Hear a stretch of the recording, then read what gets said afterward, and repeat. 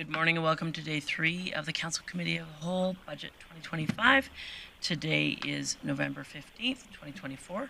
We have 4 items left from the capital items that were deferred to budget. And first, we're going to start with the covered outdoor structures. Chief Glavin. Thank you, Mayor Clayton. Early in the year, administration brought back a report to council outlining the need for additional budget for creating the 3 options for the covered outdoor structures. We're directed not to spend any more money and to have it referred to budget. And in order to get those additional estimates and options for construction, we would need $40,000 to $50,000. Okay. So, any questions? If not, we'll move on to the next one. Councillor Blackmore.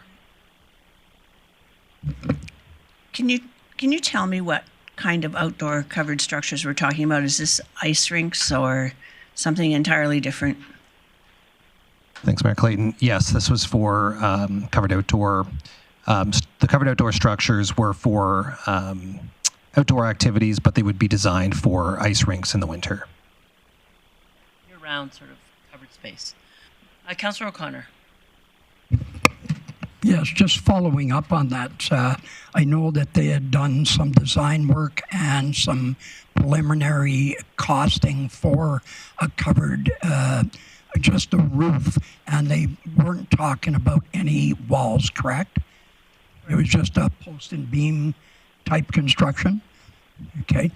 So was there a look at, I know that there was a proposal from outside investors to look at being the sponsor and make it a fully enclosed building. Was there anything done with that? Not to my knowledge, and Chief Glavin, maybe just to summarize it. There was an initial concept that came forward to standing committee. There was high-level pricing on it. There was conversations through the marketing team with potential sponsors, and council's direction was to defer this to budget to determine how much additional money it needed.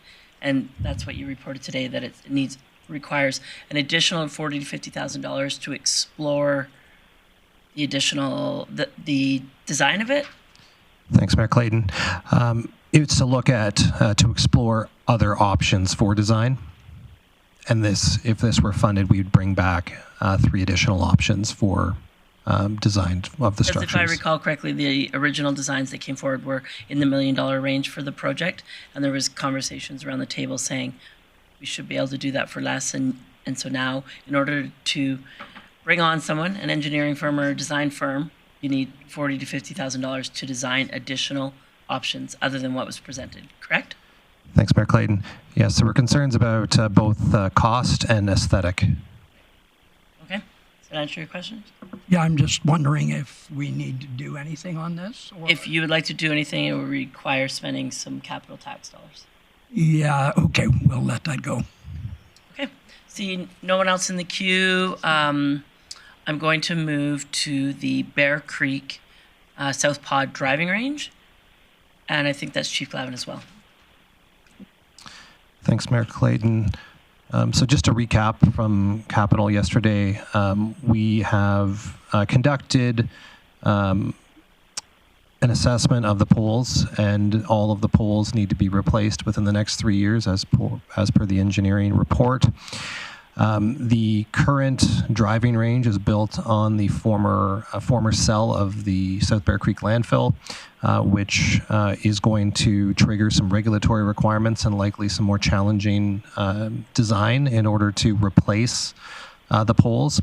As well, at the time, we would need to bring it up to current standards, which is likely going to require it to be higher poles, again with higher netting, as there are issues with golf balls going into neighboring properties and to the baseball diamonds.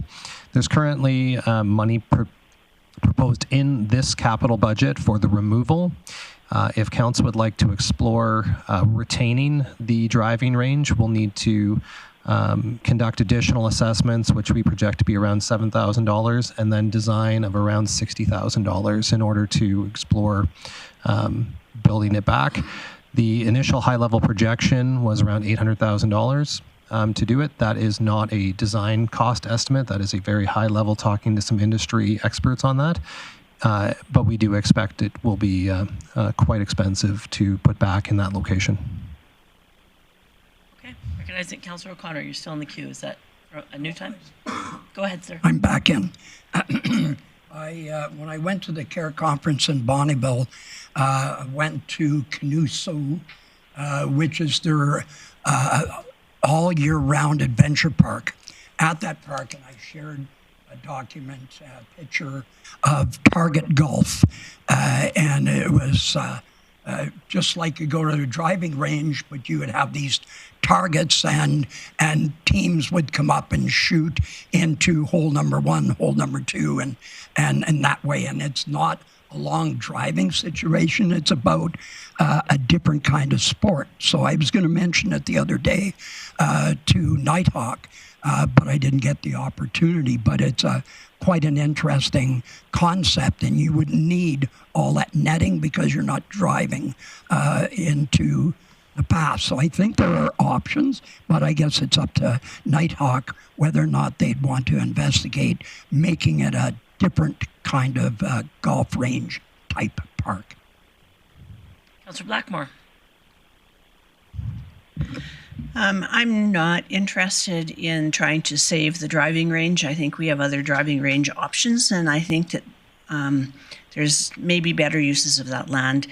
I would, however, be open to helping Nighthawk figure out a different use and walking them through that, not necessarily with a lot of money, but with some support from our staffing.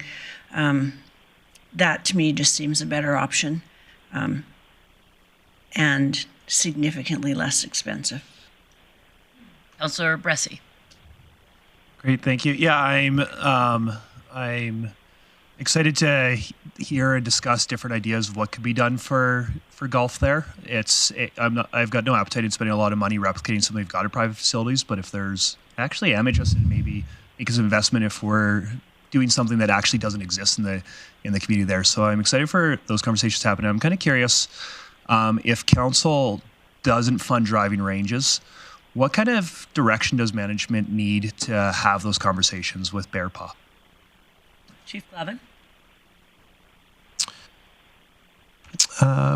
Yeah, as far as infrastructure goes, that would be something that our group would handle. As far as any agreements with, a user group, usually that gets handled through SDWC. I'm not sure if that helps you in. Well, and I guess really what I'm asking is I'm hearing colleagues around the table saying, hey, not likely to get support for doing that driving range, but definitely want to explore options there. So I guess what I'm asking is, if we go ahead with decommission the driving range and we don't give any other direction, is that just going to be left in empty space, or is administration going to be exploring other options with Nighthawk? In my recollection at standing committee, there was a motion to direct administration to go work with Nighthawk to find opportunities for gift in kind partners. Am I imagining that? Chief Lemieux? Thank you, Madam Mayor. I don't remember You specific were away. direction. Casually was here.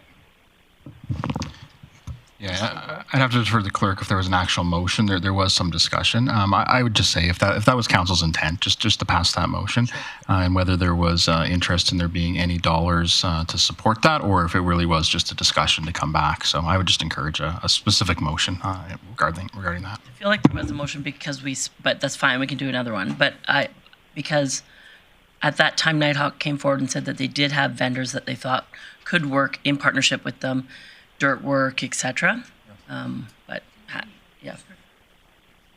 Yeah, I don't recall. So happy to take another motion. Sure. But I have a couple other people in the and one other question about this. Go for it. Yeah. My other question is, is there any reason we can't continue the visual inspection program and let activity happen there until it actually does fail, or is it hitting a point where it truly is we shouldn't even let it open? You mentioned up to 3 years, right, Chief Glavin? Thanks, Mayor Clayton. So the assessment was done in 2023. There's poles that were supposed to be replaced within a year. We consulted with the engineering firm and said that to do visual inspections for an additional year administration would not be comfortable doing additional inspections given the recommendations from the engineer. Okay, thank you. Councillor Bosch. Thank you, Mayor. Yes, at standing committee, there was a conversation about giving Nighthawk an opportunity to find sponsorship, to find different organizations that potentially could help them out without incurring costs to the city. And I was there. To me, it sounded like we're going to give them that opportunity to try. So I'm not sure if decommissioning is the right answer right now prior to, giving them an opportunity. Is there a possibility to keep it as an unfunded item until there's a decision made? Mr. Burke, if council's appetite is to explore this opportunity and arrangement with Nighthawk for future potential solutions, what's your preference to deal with this item now?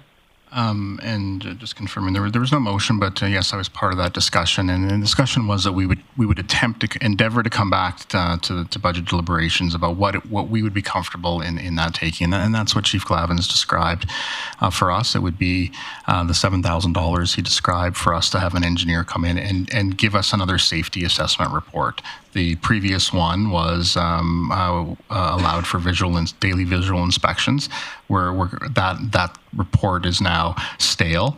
We would say if we want to keep this open at all, we need to do this next report and say, is there a path for us to have another safety program in place to keep this going? So I'd say that's a bare minimum, is that $7,000. But even if Nighthawk is looking at getting Gift in Kind and other sponsorship to proceed, we don't know what that number is. So that's why we proposed the design. We've spoken to a company that designed driving ranges. That's something, and that's where we got the $60,000. So if the intent was to buy some time here without committing to the full replacement costs, that was our advice, was the $60,000 plus $7,000 here to keep that discussion going. 67,000 essentially. Okay. Councillor Thiessen. Thank you very much, Mayor Clayton. Just a question to the CAO. Would we have to add that to this budget currently, or is that already built in? Mr. Burke. Thanks, Mayor Clayton. The decommissioning costs are currently in the budget, and I'd encourage to keep that in. We commit to checking with council before we did do any decommissioning, but I think that's a prudent approach, as we have identified a significant risk. You would have to add in the $67,000 in this budget. Okay, no, that's great. I chimed in. CAO Burke had already answered it, but there was no motion that came out of committee, although I was here and there was a good discussion about it. I've also heard good discussion around this table during budget. Councillor Blackmore said, hey, maybe putting greens. Councillor O'Connor said target practice. I said string up the netting around the trees. Probably not the best environmentally, but there's lots of ideas that are out there. So I'm not advocating for us to add this to the budget, but definitely advocating for us to consider that there are lots of options out there, and this would be an investment to figure out what we could do. Thanks. Councillor Berg. Yeah, thanks, Mayor Clayton. I always want to support Nighthawk, but in this case, if we spend the $67,000 and it's determined that yes, we can do it, then we have to spend another $800,000. We're almost at $1 million for something that's already in the community 3 times over. I would love to see it repurposed as something else and move forward. So again, just love Nighthawk, but I just don't have an appetite for this. Councillor O'Toole. I'm in the same frame of mind. I think that the time has come, the useful life is gone, and it's a situation where it's a lot of money for a little bit of money annually. And yes, it supports Nighthawk, but the cost to do that project is minimal money in return on a yearly basis. And I think that it's time to revamp their park down there, come up with something new, and because once we start penetrating that cap on that thing, that's an environmental thing. I'd rather stay above the ground and make things happen than have to go into the ground and deal with the methane gas and other things that are there. So I am not supporting of doing anything else, but I would support the ability to decommission. I'm just going to jump in the queue before I go to Councillor Blackmore. I agree we need to decommission it. It's a safety concern. However, Nighthawk did indicate to us it's 53% of their revenue. So there's a possibility we lose a vendor and an operator of a par 3 course. I know some of you have mentioned that there are other facilities out there. Those other facilities are bringing clients to this facility because they are at their max in locations of other driving ranges. I'm not advocating for spending the $800,000. Definitely agree that that is too much. However, we have a partner who's willing to work with us to see if they can be a significant contributor to the project, and I think that needs to be explored. So I'm in support of decommissioning it. I'm not in support of saying this won't be a driving range in the future, because I think there could be possibilities out there. Councillor Blackmore. This might be a difficult question for administration to answer without some research, but I'm wondering if there is any way at all to build a driving range there that would not penetrate the landfill. I don't know how much, how deep that cap is, but is there any way to build a structure? Because it seems to me that $800,000 is primarily a result of dealing with an environmental issue under the ground. Even though this is a significant income source for Bear Paw, there's still not enough income source to really, in my mind, justify an $800,000 plus expense to rehabilitate something. So while I'd be really happy to see administration come up with some alternative ideas, it would have to be for a price tag significantly less than that to continue using that as a driving range. I don't know if that's even possible. Chief Glavin. Thanks, Mayor Clayton. Yeah, we unfortunately don't have the information as far as how deep, even how much soil's above the cap of the former landfill. We just don't have the drawings when it was decommissioned. We're not in possession of them, so we don't know what that looks like. But we do have experience dealing with the landfill on the west side of the road with the other diamonds, and the cap is very uneven in its depth. So we're expecting it would be similar in the driving range side, where the thickness of the cap was very variable, and we had to deal with that with the baseball diamonds that were constructed there a couple of years ago. And so using like concrete footings and steel beams would be like horrendously expensive, I'm thinking. Thanks, Mayor Clayton. Any additional materials are going to be expensive. We don't know exactly what technique would be used to install these. These would be the poles necessary for the netting that would mitigate some of the risk to the baseball diamond and to the adjacent houses at the end of the range will be quite a bit higher again than what is currently there. So it'll be some substantial structures that need to be in place that can withstand the wind loads as well. So we're not sure, but it'll be substantial. Yeah. Councillor Thiessen. Yeah, thank you very much, Mayor Clayton. I'm actually question for administration. This is based off of what Mayor Clayton said, all in favor of decommissioning, but maybe looking at the potential of putting a driving range there. Financially, is this a chicken and an egg question? Because if we move forward and we decommission it, wouldn't there be savings if we found out through the engineering study that we could actually do it? And then we could combine it. So what would come first? If council chose to put in the $67,000 into the budget to explore this idea, would we do that study and then do the decommissioning based off of the results?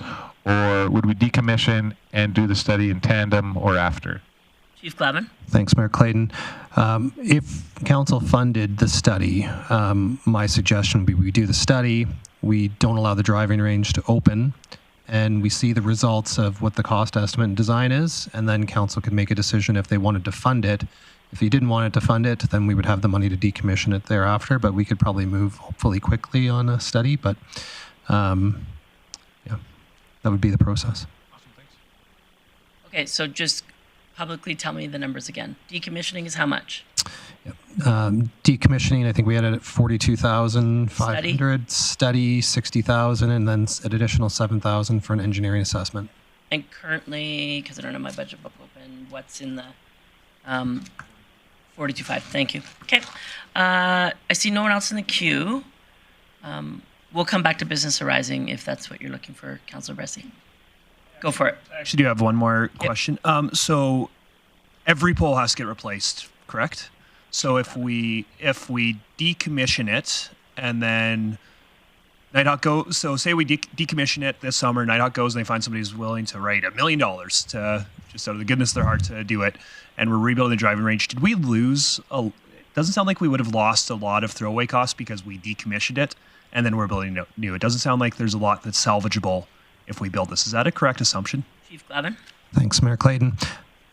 Likely the case, aside from mobilization costs potentially that you would be doubling up on. Okay, thank you. Okay, so 2 other items left. Ms. Whiteway, GPPS capital, and I don't remember the last one. What was the last one? Paving, gravel areas. Since we're with Chief Glavin, I'll stick with the paving. Thanks. Thanks, Mayor Clayton. This is a recent referral from committee, which was the result of delegation coming in and highlighting some challenges they have with gravel roads for their business as well as their residents. The first was discussed was 99th Street between 128th Avenue and 132nd Avenue. The estimated costs were in the range of $1.5 to $2.3 million. And we would need to do a preliminary design on that to firm up those estimates. That would be around $70,000. The second road was Range Road 54 from 132nd Avenue to the northern city limits. This is currently a rural gravel road. It will eventually form part of the city's arterial road network when development occurs in that area. The estimated cost was 1.6 to 2.6 million. And again, to firm up those costs, we'd also need a preliminary design that would be around $70,000 as well. Comments, questions, Councillor Palat? Thanks, Mayor Clayton. I'm just wondering if we had numbers for potential what design would be if we wanted to add the road to the Eco Center that was mentioned by Councillor Blackmore as well. And then in the report, there was a red section and a yellow section on that. I was just trying to pull it up. Just wondering if we would have a high-level number of what the design would be just for the yellow section as well. I think, if I'm correct, Chief Glavin, the 70,000 was for the red section that was on the report. Chief Glavin? Thanks, Mayor Clayton. Just give me a minute. See if we can get that. Try to answer any other questions in the meantime. Councillor Berg? Yeah, thanks, Mayor Clayton. Chief Glavin, I'm just kind of curious. Within our road rehabilitation program, it looks like there's almost $14 million, or just north of $14 million. I guess in my mind, I'm just kind of curious. With the 3 gravel roads that are in the city, the 2 north and then the Eco Center, I guess I'd like to entertain the idea of phasing it in over 3 years, doing one section each year. Would it be possible to find priorities within the road rehabilitation budget so we wouldn't see necessarily an increase, but we could tackle that over 3 years? Chief Glavin? Thanks, Mayor Clayton. None of those roads would hit our priority list at this point. We'd be looking at direction from council. Okay, thanks. Councillor O'Connor? Thank you, Mayor Clayton. I have a number of questions for Ms. Whiteway. Correct me if I'm wrong, this area was annexed into the city in the mid-60s, am I correct? Land falls under Chief Glavin, but...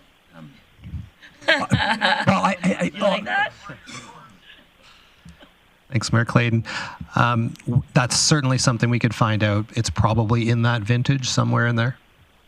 So this comes to a tax roll that they have, and I know you've got to go back into the books, that they have a 5-year waiver period to not pay because they were rural and now they're urban. Did they have a grace period like what we've done in the Hughes Lake area? So Hughes Lake annexation was a unique annexation. negotiated terms were based on that. I don't know if there's precedent set on other annexations and yeah, any context, Chief Glavin. Thanks, Mayor Clayton. The waiver period that I think you're referring to is when they didn't pay taxes to the city, but they did pay taxes to the county throughout that period of time. So there was no, like, we had to remit a portion of taxes for that 5 years that I think declined every year for 5 years, but they still paid tax. There was no period of time where a landowner was not paying tax. Okay.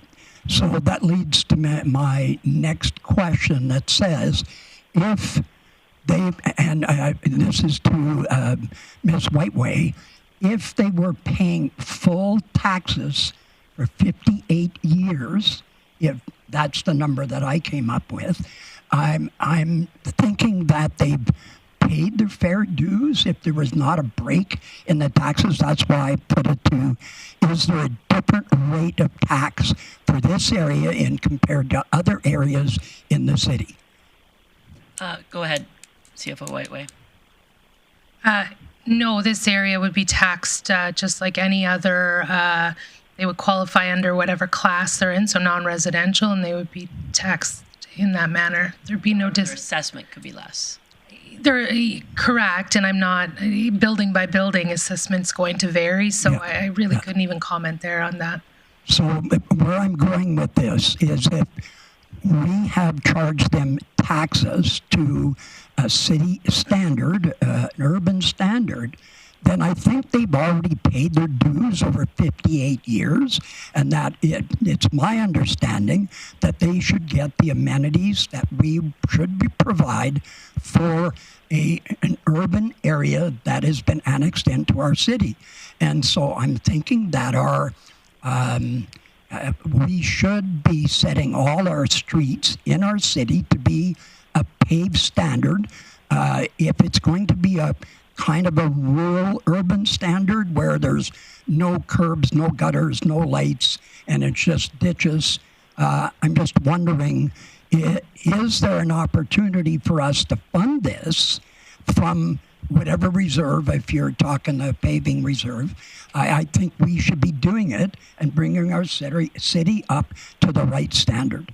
And I'm just saying, and my proposal was, if it wasn't the case, I was going to recommend that we at least pay half, and that we go to the business and say, over the next 10 years, we'll charge you a surcharge on your taxes to help pay for it. So I like Councillor Berg's idea that why can't we do this and bring our city up to modern standards? And and there will be a savings on maintenance going forward. So I think there should be an offset there, and we need to support these businesses who are suffering from mud and dust on a continuing basis. Just to your point, Councillor O'Connor, there is no reserve for paving, just so you know. But you can fund it in other ways. Okay, we'll find another, and I'll be look to someone to be able to point me in the right direction of how we fund this. Councillor Blackmore. There is a reserve for paving, but it doesn't qualify for these roads because they're not arterial, and no development fees have been paid into that reserve because these roads are not arterial unless one is maybe a collector. I'm not sure about that. In regards to the question about taxes, those lands would have been annexed as agricultural lands, and they would have paid a lower tax in the city as an agricultural land at that time than they would have paid in the county. So in actual fact, by being annexed, they got a tax break, but they did still pay taxes. I believe that we are a city of the size where we simply should not have any gravel roads in the city proper. I don't apply that same sentiment to lands that are still being farmed and agricultural lands that are in the city. But I believe that urban streets should be paved at least to a rural paved standard. And that is my reason for supporting moving ahead with looking after these roads. Councillor Plott. Thanks, Mayor Clayton. I'm just, in the number for the $70,000 in those areas, was that just for paving, for the preliminary doing the engineering design? Thanks, Mayor Clayton. So in the rural area, it would be essentially being built to a rural standard. The 99th Street, 128th Avenue to 132nd Avenue would be building it to an urban standard. So we'd be looking at, stormwater, street lighting requirements. I'm just wondering, are we allowed to just pave those roads? Do we have to bring it to that standard? I mean, I've been up in there with flooding events. Those ditches work great, and I guess part of me is, I've concerned a lot of years that we are overbuilding things, that we don't need to go to the extreme of curb and gutter and as much as we're doing. That area has worked quite well for a lot of years. I think the concern is just paving. So I'm wondering, are we allowed to just pave the roads and leave them at the standard they're at, where there's no curb and gutter, there's no storm? I don't have an appetite for that personally. I think the concern is the paving, and I don't know why it hasn't failed unless I'm missing something. That area hasn't failed for storm. It hasn't. They're not asking for curb and gutter. So I'm just wondering, do we have to do all that stuff, or can we just put a nice grade these roads well and put a nice overlay on like a normal road, and that would be my preference. Thanks, Mayor Clayton. At a minimum, I would want to confirm that we'd have to do at least some stormwater modeling to ensure that we're not causing any issues with the additional work there before I would be comfortable commenting that we don't need to do anything in that area. If you could just give me a minute here. And I guess while you're thinking, so if I'm understanding the 70,000 we're doing it to a normal standard, is it possible to come back, and maybe this is a conversation I'd like to see us try to fund the design at some point today for these different roads, but maybe the design comes back with options, and then the council can have a debate at some other point whether we're going full reclamation or just paving. I just want to remind us, if we want to use a capital improvement, I'd love to see us take a bit of a swing at this where the city puts some skin in the game. But if we're going to have to go full remediation, that's going to change the number on what we're going to have for buy-in from the resident, from the businesses in that area. And I'd be concerned that they say no because maybe they don't really care about storm and we don't need it. And I don't want to say we don't need it. I'm just wondering if that report could come back and say option A would be full reclaim and it's this for design standards, and option B would be we're just paving roads if that's able. Thanks, Mayor Clayton. Yeah, I think we could likely do something in that vein. So I would say that if it were funded for design, I would suggest funding it at the higher level right now, and we can come back and after they've had time, or our team's had time to take a look at this, and we can give you some better advice than I can on the fly here. But I think certainly we can discuss the standard that it would be brought to. And I'm just, I guess, for Mayor Clayton or admin, are we wanting to deal with design on all three of these potential legs as different motions, or is this just I would do bundled up? Uniquely. Bundled up. Okay, thanks. And then a funding source, because although Councillor Blackmore wants to call it a paving reserve, transportation levy reserve has very specific parameters. So, Councillor Thiessen. Yeah, thank you very much, Mayor Clayton. I'm actually really enjoying this part of the conversation. I don't think we need to do all three of the roads, but I think the biggest issue and concern is the mud and the dust that gets kicked up from all the gravel roads. We also have to be mindful that when cars drive over gravel, they pick up gravel and then they bring it onto the asphalt and it starts chipping away at the asphalt, which means we have to fix that sooner rather than later because of the wear and tear. There are other funding ways that we could do this.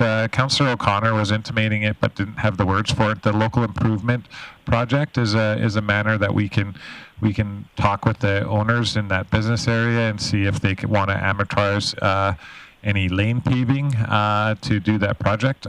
It's a pretty easy application process, and I think Mr. Swindlehurst, when he came in and asked for this, he qualified because it says one or more business owners asking for this. So that's a potential. The other potential too, I really liked where Councillor Platt was going with, hey, maybe we just pave the road and make it a flat surface. We're engaging in redoing our design and construction manual inside of this budget. That's going to determine what we can do in the rural service area as far as alternate standards go, whether that's ditching or doing more rural standards. So there are opportunities for us to be creative here and to get this work done for our local businesses in the areas that maybe have been a little underappreciated over time. So yeah, I look forward to what other councillors have to say. And I look forward to each individual motion, but I think I can support at least 2 out of 3 of these roads. And there are ways. I know our administration is pretty great at finding ways to to fund these projects. Thanks. Councillor O'Connor. Yes, thank you, Mayor Clayton. I've heard from the person that was doing the survey. The survey has been submitted to, and because it's a local area, I just need it clarified for me. Because they did a petition, does this require approval for the whole city and 10%, or because this is a unique area, is that petition, they've got everyone but 2 businesses that want to take part in this. They don't know what the financing requirements are, but I'm just curious. They'd be very in favor of going down that path, and like Councillor Palat says, we don't need to go to the high standard, so I hope that that report gets through. So do you need a motion? Chief Glavin has some comments, if you just give us a second. Thank you. I actually can't really comment on the petition. CAO Burke. I am aware that we have received the petition. We haven't reviewed it. There are parameters for us to determine whether it's valid or not, but that'll be a subsequent report. So I don't have any specifics on what that is, but that'll come back to council at a future date. Okay, so moving on to the next item for opportunity for questions and GPPS Capital. Ms. Whiteway, are you taking that? Chief? Yes, thank you, Mayor Clayton. This really is just a flag reminder. As discussed yesterday, GPPS did present their budget separately on October 29th at Council Committee of the Whole. So this was, and at that time, Council referred it here to budget deliberations for decision. Management built GPPS's proposed budget into the budget you were presented with over the last couple of days.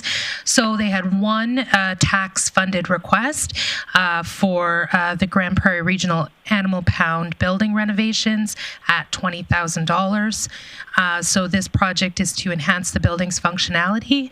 It would include replacing an overhead door with a lower wall section and an upper glass portion. So it was more of a flag that this had been referred to budget, but it is included in the capital plan you've been presented. So it's a flag for an opportunity for questions. No directions required. Correct. So if, unless the capital plan's amended as presented, it would be, included. Perfect, thanks. Sorry, I got a couple questions in the queue. Councillor Blackmore. I'm wondering if this renovation is to increase safety of the building, or is it to just make it nicer? Chief Whiteway? Chief Lemieux? I can take that one. The animal pound has been used in the past as a transition when we moved from the SPCA to Bandage Paws. Now that Bandage Paws, we have an agreement with them. It's working really smoothly. The County of Grande Prairie actually operates the animal pound for us. The County of Grande Prairie came to us and said, we need to make some adjustments. It's not just aesthetics, it's operational. The city pays 60% of the operating costs. So the 20,000 is our 60%. So it's not aesthetics, it's more operational. And so if there's no motion, it will be in the budget. That's my interpretation. Okay. Okay. So now is an opportunity for administration to come back with any questions that were put forward over yesterday and this morning in regards to capital items. I'll turn it over to Ms. Whiteway to lead the conversation. Thank you, Mayor Clayton. Just bear with me one moment. So what I'm going to first go through, there was a number of questions around various funding sources available. There was a question to bring back sort of alternatives. Administration did determine that reviewing the funding sources would be probably the best approach because there could be a lot of different possibilities. So what I'll do is just revise council on the various reserves that we have and their uses, and I'll go through LGFF and how that can be applied, and then if changes or amendments to funding sources want to be made, you'll have the information to support that. So I'll start there, and then I'll move through a 10-year reserve forecast to demonstrate where the reserves should be within 10 years, as well as some key, I'll highlight some key projects and things that can be expected to go through the reserves. Okay, so I'm going to share my screen if I can, please. Okay, my apologies. I just put this together, but so this is for our local government fiscal framework. What that funding is from the province of Alberta and supports a number of different categories of capital. They do have some specific requirements for application, so I wanted to review those this morning. The minimum application threshold is $915,000. An application would be defined as a maximum of 20 projects per application, but each application has to have the same category of projects. So the categories are listed before you. So for example, you would have to have all your projects on your application all be airport related and over $915,000 to apply. So you'll see there, I won't read through all of them. I'll just touch on a few. Cultural infrastructure is on there, housing is on there, IT and communication technology, libraries, public transit, parks, sports, stormwater, roads and bridges, water and wastewater. So a few examples of the various categories under local government fiscal framework. One other item to note is the new framework does very much concentrate on asset management plans and robust asset management plans, and minimum application thresholds can be revisited if you do have a robust asset management plan at your municipality. So for now, if you do, what I did do also was look at the existing capital plan again, and with that minimum threshold of $915,000, it's really within the engineering services that we would have only qualifying projects to add up to that minimum balance. I can pause there if there's any specific questions. Councillor Bressie. Thanks. Not really a question, but I think I comment on this, and a comment that I'm not just making to us. I've been making it to other municipalities across the province. We tend to put LGFF towards roads and basic infrastructure maintenance, which is probably the most important place we could put it. It's also a really boring place to put it. And I wonder if us as a municipal sector are kind of shooting ourselves in the foot a little bit, because other levels of government, I think this applies to CCBF too, they like to get credit for what's going on. And they are significant funders of this, and I don't want to change anything in the budget this year, but I do think we should have some conversations about should we instead be funding roads more with capital tax and putting LGFF towards other projects that have more visible impacts to our residents, that we could invite senior government out to have a photo op, help them give credit, and really help show our residents. They notice when a road fails. They don't notice when a road is well maintained. They do notice when we build a new park or we build new infrastructure that's going to enhance their safety. And I think we should talk about what kind of projects are we funding with LGFF. Again, not trying to make any changes today, but for next year, I'd love to have that conversation.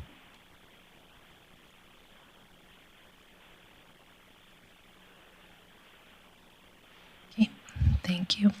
So another funding source utilized, and bear with me, I apologize on this one. It's a busy one, but I think it's valuable, and it was a request yesterday to bring this back. So as I adjust here, there we go. It's a little bit better. So yeah, I'll scroll through. My apologies. I did try to get it so it would make it on the screen. But this is a 10-year forecast of where our reserves will be. So top here is 2025 through till 2029. And what this does look at is the planned projects and planned spending that's already been presented to you, at least for the next 4 years. And then we did forecast out the expected expenses from those years afterwards. So in particular, the discussions yesterday were around facility renewal and the fleet reserve, as we do make annual deposits into those. And the question was asked, could we decrease those deposits into those reserves? And the intention with these reserves, of course, is to have the money available for future fleet replacements, for example, to ensure we're maintaining our buildings appropriately with our facility renewal. So within the 4 years, we are expecting to be able to maintain adequate balances in those. But when we start to get into 2029, this is where we start to see more of a decrease in some of those balances. When we look at the full 10-year projection, for example, we would have facility renewal on track to be down as less than 200,000. So we very much monitor these every year. We would never allow it to fall down below into a deficit position. And so if we ever need to adjust, we do. So I'll just follow really briefly here, facility renewal. So in 2025, there's some planned reductions there, and those are to be spent on a number of items.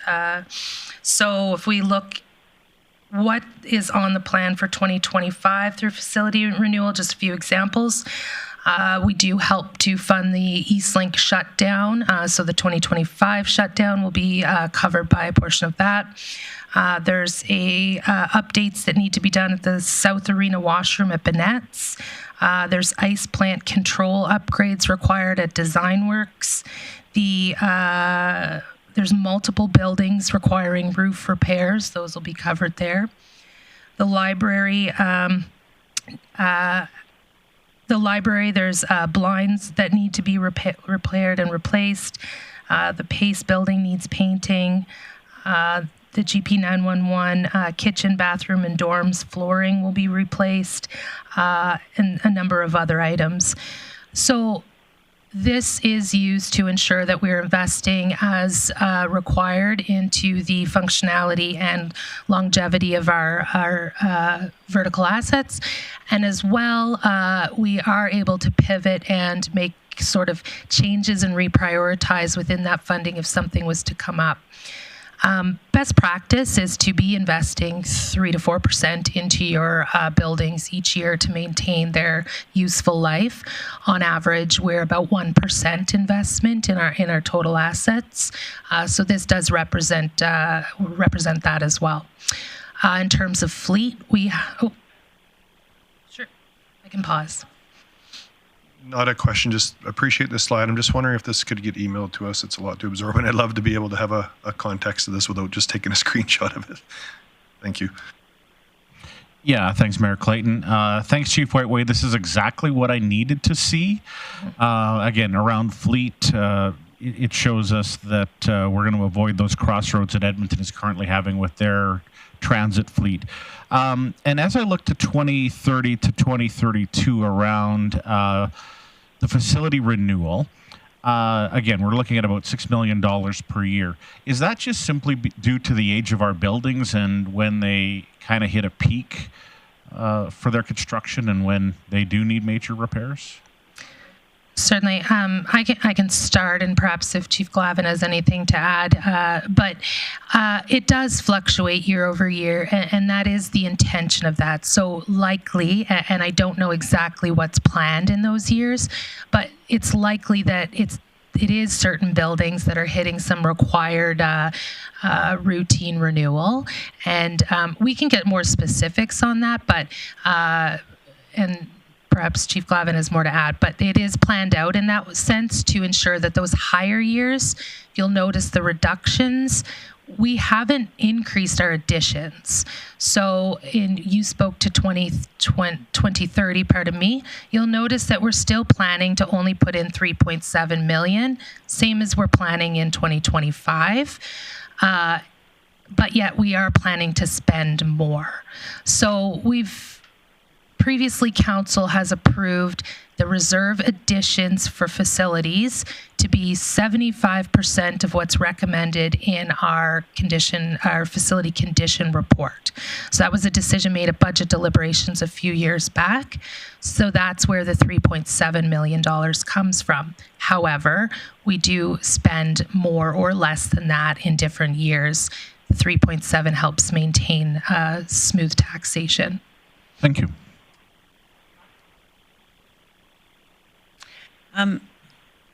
So when I look at facility renewal, when it eventually gets down to a very tiny amount, there must be in your mind some kind of minimum amount that we would like to carry in reserves. I wonder, I know that you have set facility renewal up to run this way because there's a policy that says we're going to put that much money in. But at what point in time are you going to come to council and say, we have a dire need to add more money to reserves? And I'm looking at kind of like an idea of what's the bottom line for the amount of money we would like to have in, particularly those reserves that we use a lot. Thank you, Mayor Clayton. This reserve does have a minimum balance requirement, and you're absolutely correct. On this track, administration would be coming back to increase those likely towards the closer to the end of the cycle of 27, 28, particularly because the year that starts to hit is facility renewal this year. So the minimum balance requirement is to be equal to or greater than the next year's requirement. So that's where we start to see the changes in 2031. You dip to 4 million, but your requirement in the following year is 6. So we do have about 6 years forecasted until that starts to happen. But the most prudent approach to that is to start now to ensure that you maintain a minimum balance. That's why administration did not recommend changing from the 3.7 million being budgeted in the 4 years that were presented.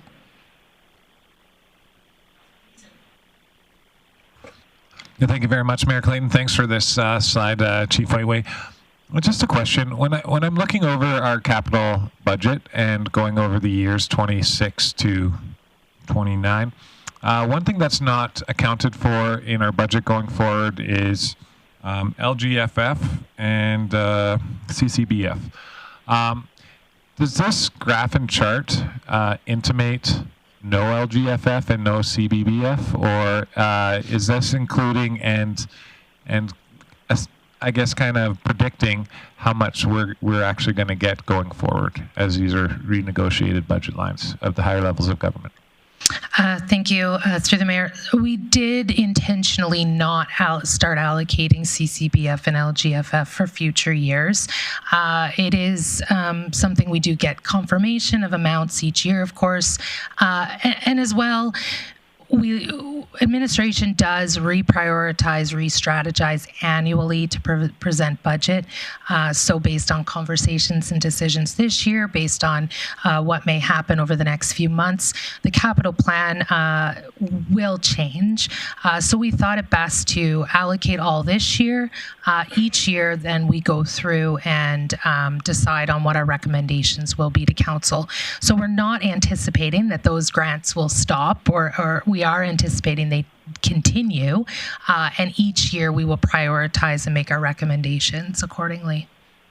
Okay, and just one more question based off of Councillor Blackmore's question to you earlier.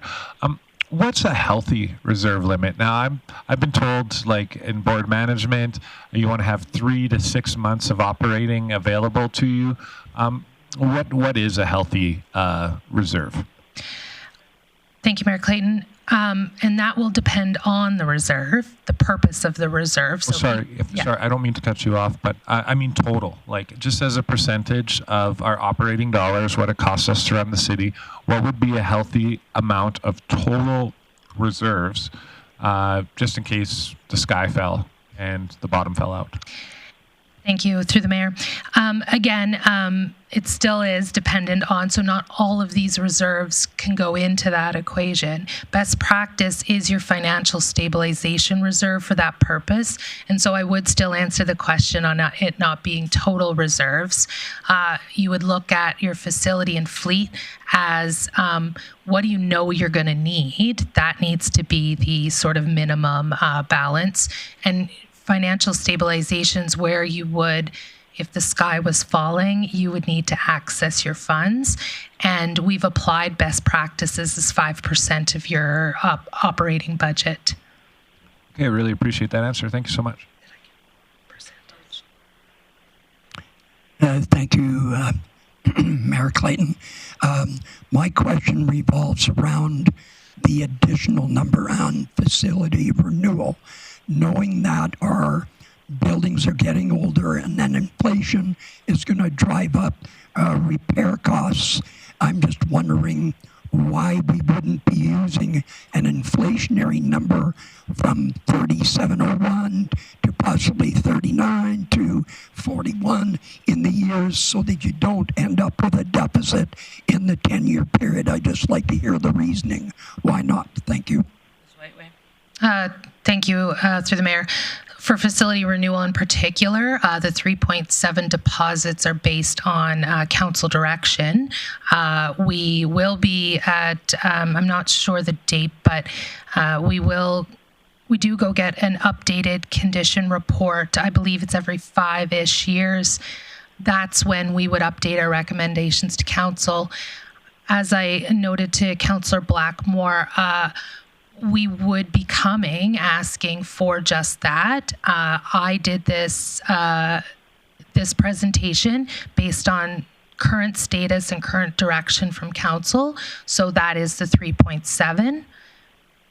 I would expect that you at some point over the next couple of years will see strategies to increase that reserve. Thank you. So where the problem is what you're saying. Thanks. Councillor Bressie. Great, thank you. Could you remind me what's with these annual drawdowns from the Financial Stabilization Reserve? Certainly. Thank you, Mayor Clayton. If you recall, we did transfer the street lights to ECHO. So bringing those back into the operating budget, there was exchange of funds. So we did receive funds from ECHO, and we had put those in the Financial Stabilization Reserve to gradually bring in the streetlight operating costs and help reduce the tax impact. Is that the $350,000 that's going throughout this whole 10 years? That one is.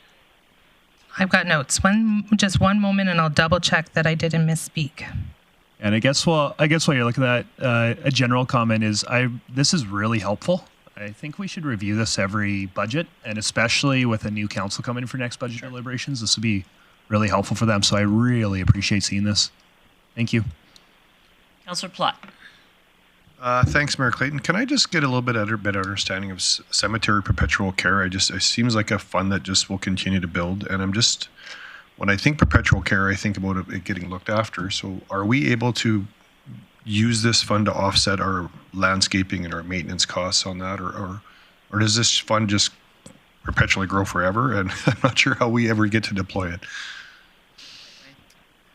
So I'll try to explain this, but these funds are really for the upkeep once closed for future interments. So once it's closed for future, you're not receiving active revenue. So you do need something to help with those costs. So this entire reserve is based on the cemetery master plan. Within there is a recommended fund level. Interest earned will go back into the reserve as well. And so this would include use of improvements, maintenance, management, control, and operations as approved by council.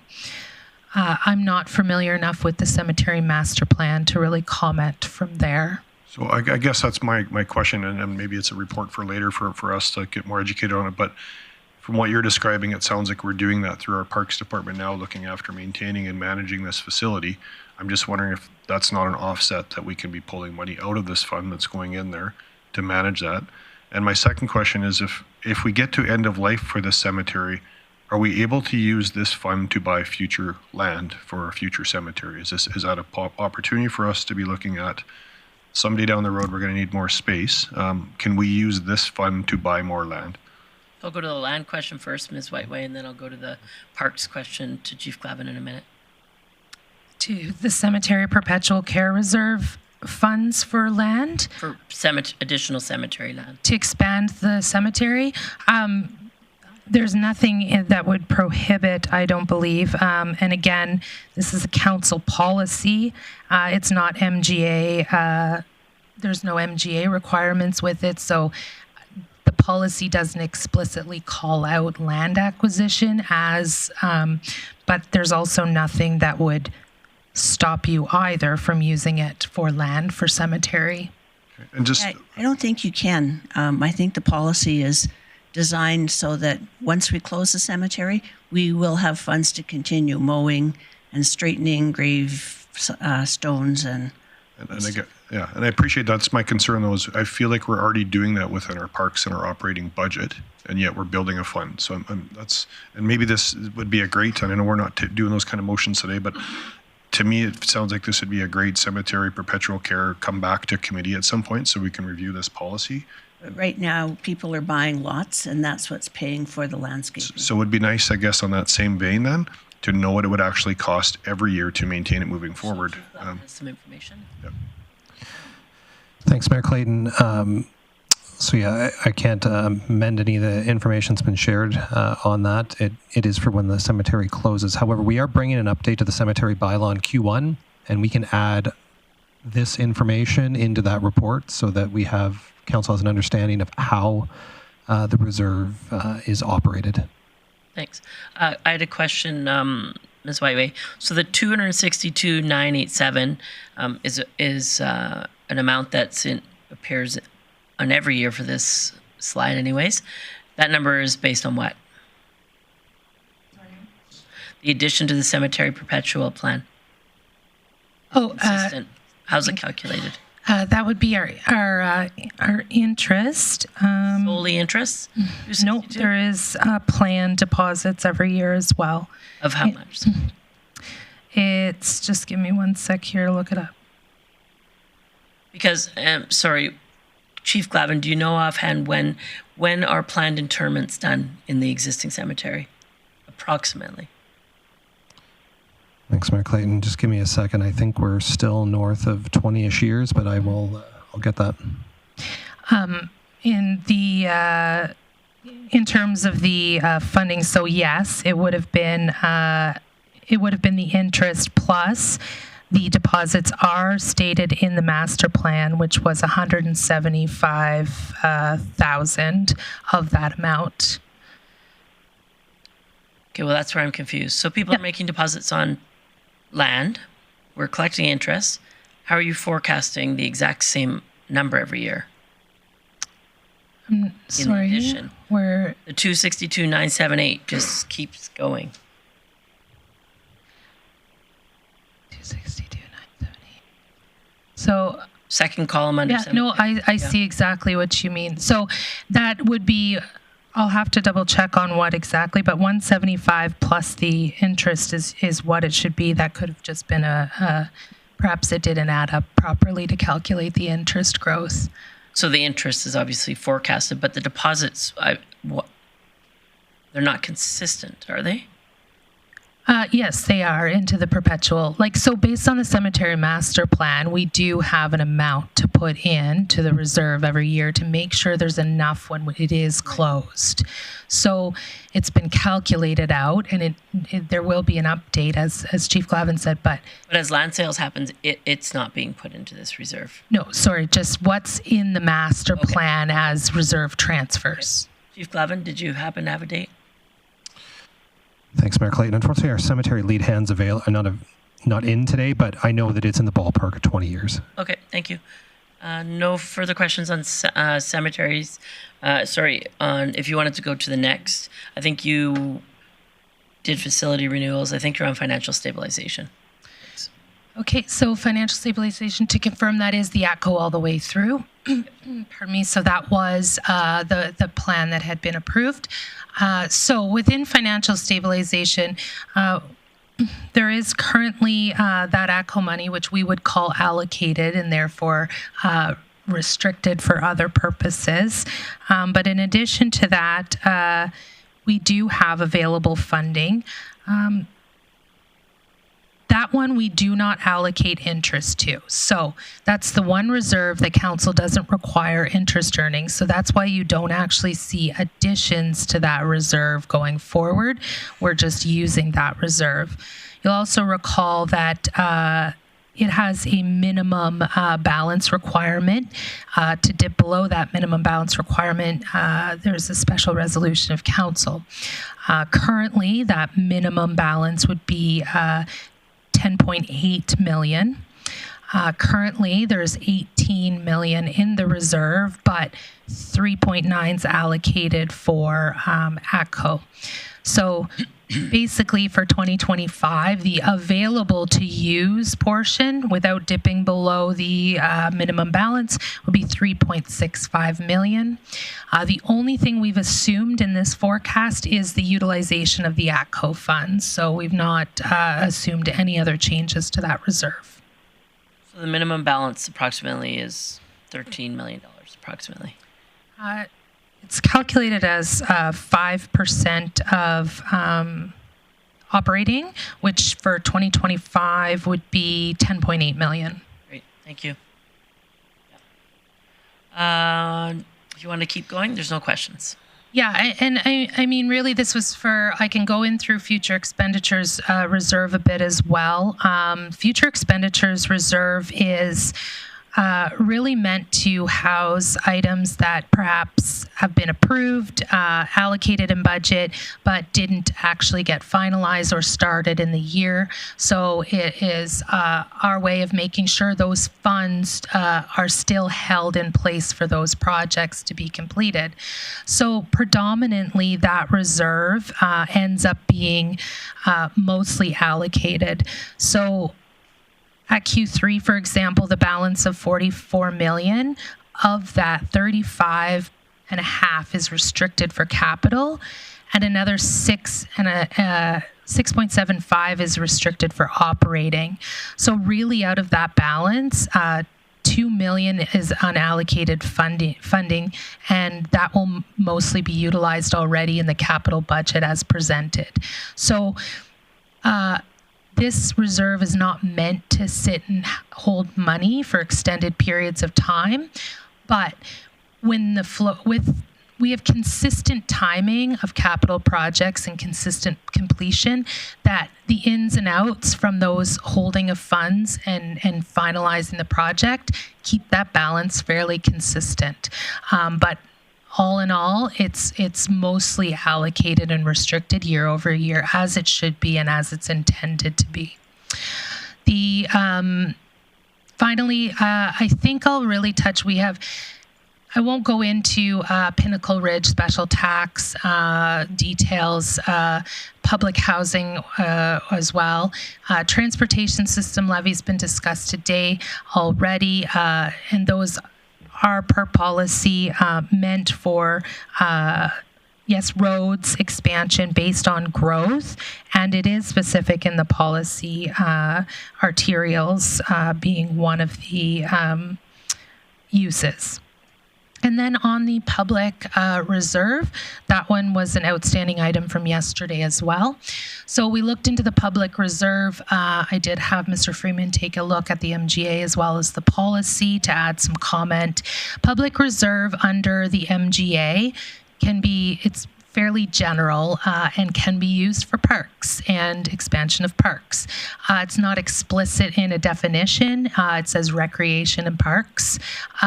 It's actually council's policy that limits it a little bit more. Council's policy states expansion of parks and the land or land associated. But the reserve policy is also meant to be flexible. It is also, and we looked back at some past projects as well. We have used it in the past for the 102 street entrance to Muskogee Park. A little bit was given to Tiny Hands of Hope when they built their park.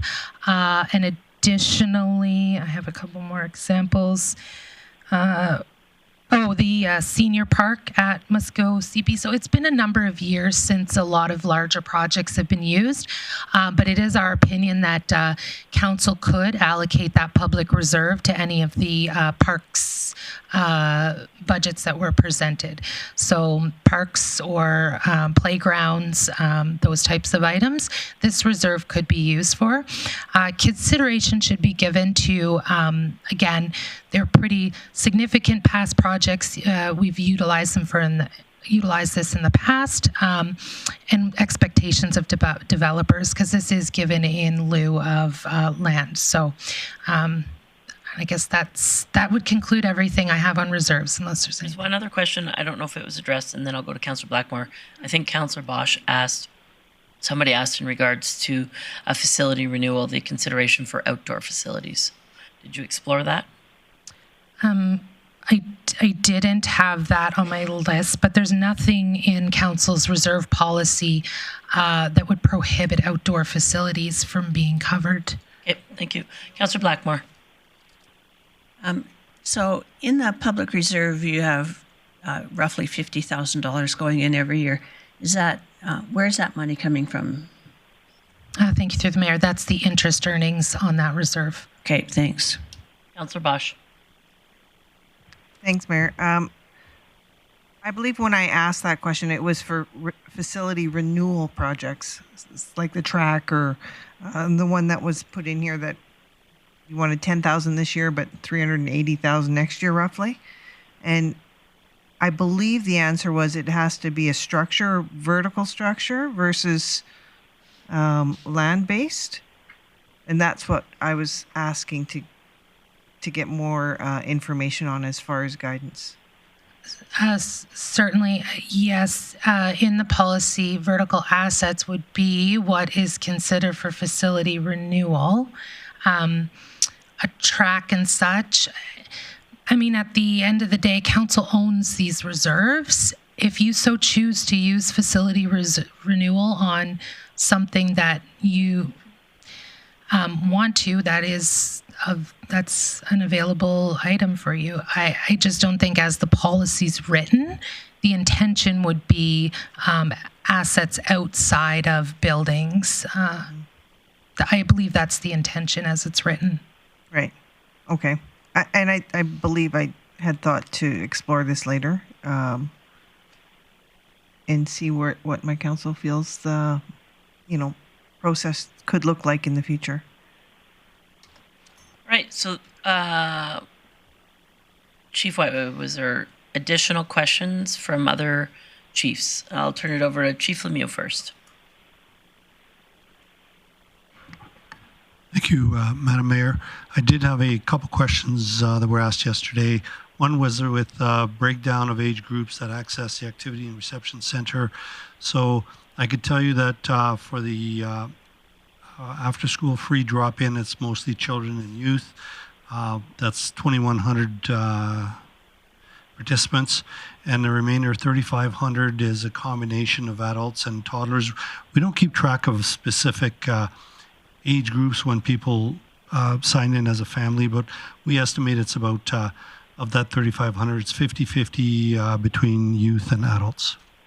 I had a question with regards to the dugouts for crickets. Why are they the cost lower than the dugouts for the Parkside? So the ball diamond dugouts and cricket dugouts are slightly different. The price estimate for the cricket club dugouts was provided to us by the cricket club, but I want to point out that the Parkside site would actually require 4 dugouts because there are 2 fields at that location. The cricket field only needs 2 dugouts. I had some questions about soccer pitches at North Ridge. Could we redesign the site for soccer? And yes, we can repurpose for soccer with some slight investment in soccer nets and line painting. There was a question about a cricket association and what have they invested in their current site. I don't have the exact money that they've spent, but they've installed a shelter, storage shed, and they've purchased a screen. And then there was a question with regards to the Recreation Access Program budget. Was it fully expended in the past? So I could tell you that in 2003, the $240,000 that was budgeted was fully utilized. We expect the budget to be fully utilized again this year. And then there was a question around the breakdown of costs for the Canada Day celebrations. That's a total budget there of $147,000. So most of the cost is for entertainment. The total cost for entertainment is $98,000. So fireworks, $31,000. Bouncy castle, horse rides, and other entertainment is $37,000. There's stage entertainment at $11,000, and then the other cost is security costs are almost $23,000. So those are the major cost breakdown for the Canada Day celebrations, and those are my answers from the questions yesterday. Councillor Bosch. Thank you, Mayor. In regards to the assets for the cricket club, can any of those assets be moved if we do decide to move the entirety to Signature? Yes, most of those can be moved. Okay, so they wouldn't lose those assets then. Okay. It would not lose those assets.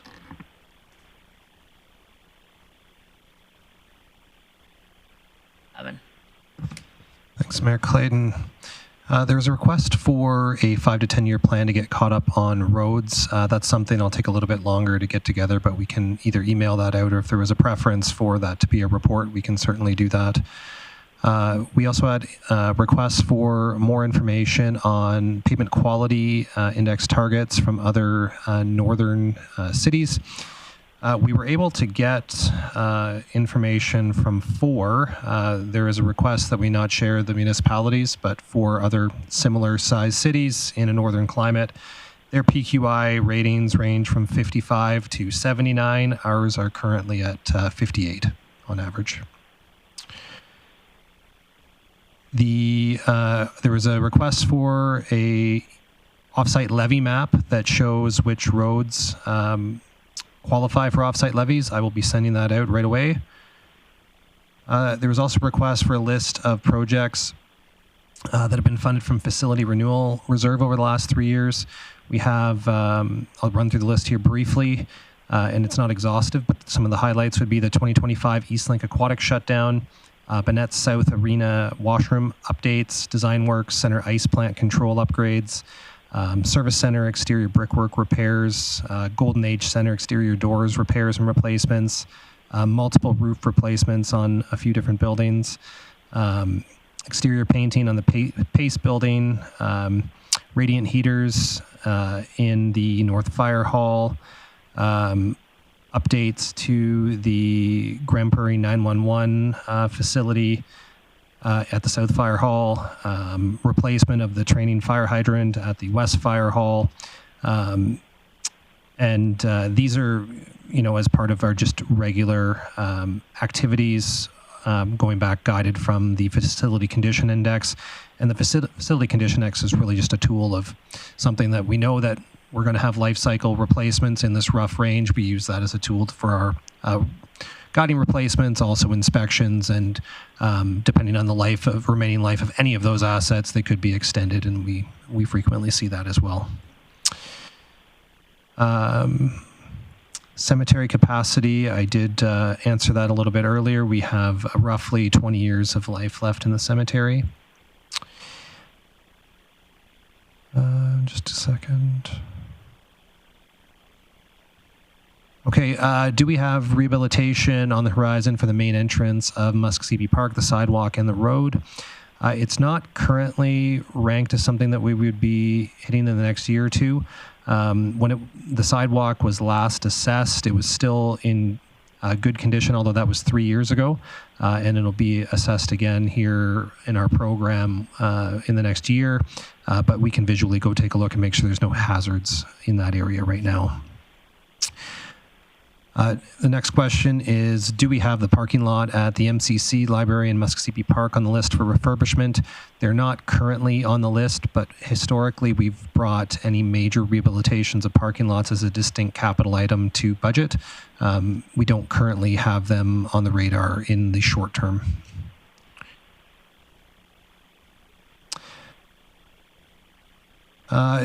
Design costs for the section of road at the Eco Center, and this would include the street and the avenue. So the street coming on, which is I believe 105th Street, and then there's the avenue that goes east from that intersection when you get to the Eco Center. Very rough estimate right now, $50,000 for that. There was also a question around the 99th Street, and that was 128th Avenue to 132nd Avenue. If we were to add in the yellow portions on the map, because it's a preliminary design, we think we can likely get that included within that budget that's currently there. So we would maintain that at $70,000. That was 99th Street between 128th Avenue and 132nd Avenue. And I think that is the list that I have. I'll just check with Chief Whiteway. There's no other outstanding questions to your knowledge? I think we've covered them all. I did have one in terms of utilization of public Wi-Fi. The current Wi-Fi that the public uses at places like Banats or Eastlink is heavy. We have heavy utilization, and it is a split. It is our operating Wi-Fi as well. We do have a split to allow public access, so it is the same offering. We just have it split between operations and public, but there's no separate infrastructure for public anymore. We're phasing out any old infrastructure for public Wi-Fi, places like South Bear Creek and downtown. Okay. So we're going to take a 15-minute break, and we'll be back for business arising from the capital plan. Thanks.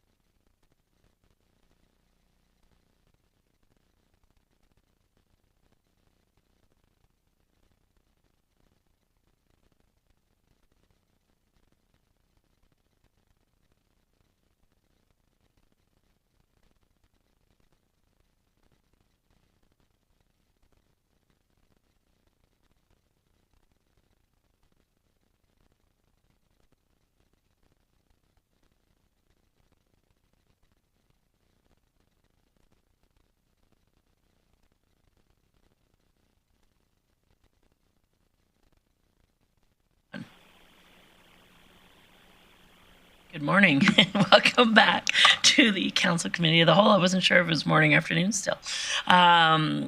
You are watching day 3 of the Council Committee of the Whole budget deliberations. It is November 15th, 2024. We are going to, I know one of my colleagues mentioned they had a question prior to we go to debate and discussion and business that may be arising from the conversation. So I'll recognize Councillor Bressie first. Great. Thank you, Mayor Clayton. My apologies for not having this question earlier today, but I know we're going to be talking about electrification of Borstaad Hill. At least I'm hoping the motion gets made on that. Well, I guess one will get made, so I'll make it if nobody else beats me to it. Okay, well, there you go. Yesterday we saw the $15,000 cost-saving potential for Bear Creek Folk Festival, but I think that might be just what they're spending on generators, not generators plus fuel. So would it be possible to find out what that $15,000 included? Chief Lemieux? Yes, I don't have the answer off the top of my head. We'll get the answer for you. Well, awesome. Thank you. Okay. So now I'm going to move into budget arising, business arising. I'll recognize Councillor Thiessen. Yeah, thank you very much, Mayor Clayton. Just a question on procedure here. In the past, council has flagged some items that they want to discuss and bring them forward. All right, so I'm just going to list the items now. I won't make any motions, and then we can go. Actually, I don't think I have a couple, you have a couple, and I don't have any other indications from other councillors in regards to specific items, more of overall approaches. So let's discuss and debate your items. So do we want to do it one at a time then? Yes, please. Okay. Let's do them one at a time. Okay, well, I'm just going to go through my book. I circled 4 because I want to share the work. As Councillor Bressie intimated, we all want to make motions on some items or others, and that's what the discussion debate's for. But the first item that I have here is under operational services, the Bonnets Energy Center exterior door. And I'll make a motion that we move this project up to 2025. And although we're not directing funding sources, my hope is... Go for it. Include it in your motion. Yeah, and to be funded from the Facility Renewal Reserve. Just speaking to this motion, this is an item that we've pushed down the road the last 4 years. I think administration pushed it down one more for us because of the tight budget. But the Remembrance Day, it was pretty obvious to me that these doors are in shambles and that we need to do the work on them. Plus, when we're future focused and we're looking at all the other budget line items for capital that are going through the Bonnets Energy Center, they're all relatively big ticket items that rest in about the same dollar value year over year going forward. I just like to stagger that rather than bulk it up into next year. So I'm hoping that I'll get some support on this motion to pass this into 2025. Thanks. I just had one question for administration. I fully support the motion. It's an investment in our facility. I'm clarifying that the 255 is a reasonably current quote, and the intent would be up to that amount, and that will RFP and obviously go from there. But if it comes in more, what would happen, just for public information? Thanks, Mayor Clayton. We do believe that will be a sufficient amount. If it is not, and I'll let Daniel or Ms. Whiteway correct me, but we could pull it from a like project up to there's a certain percentage we're allowed to under policy. Okay, perfect. So we're good.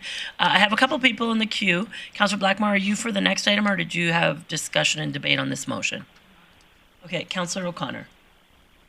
Yes, I found out a couple of weeks ago that they've changed the fire standard on the wire glass indoors. So I think it's a fairly expensive item. So I think it would be great if we updated the doors to the most current on the Our fire rate. facilities department absolutely follows all codes and expectations in regards to safety. Well, it's a major change on the requirement. In the industry experts they are, I'm sure they'll be fully aware of it. Thank you. Thank you. Councillor Thiessen, to close if you wish. No, it sounds like we're on the right roll. I'll call the question.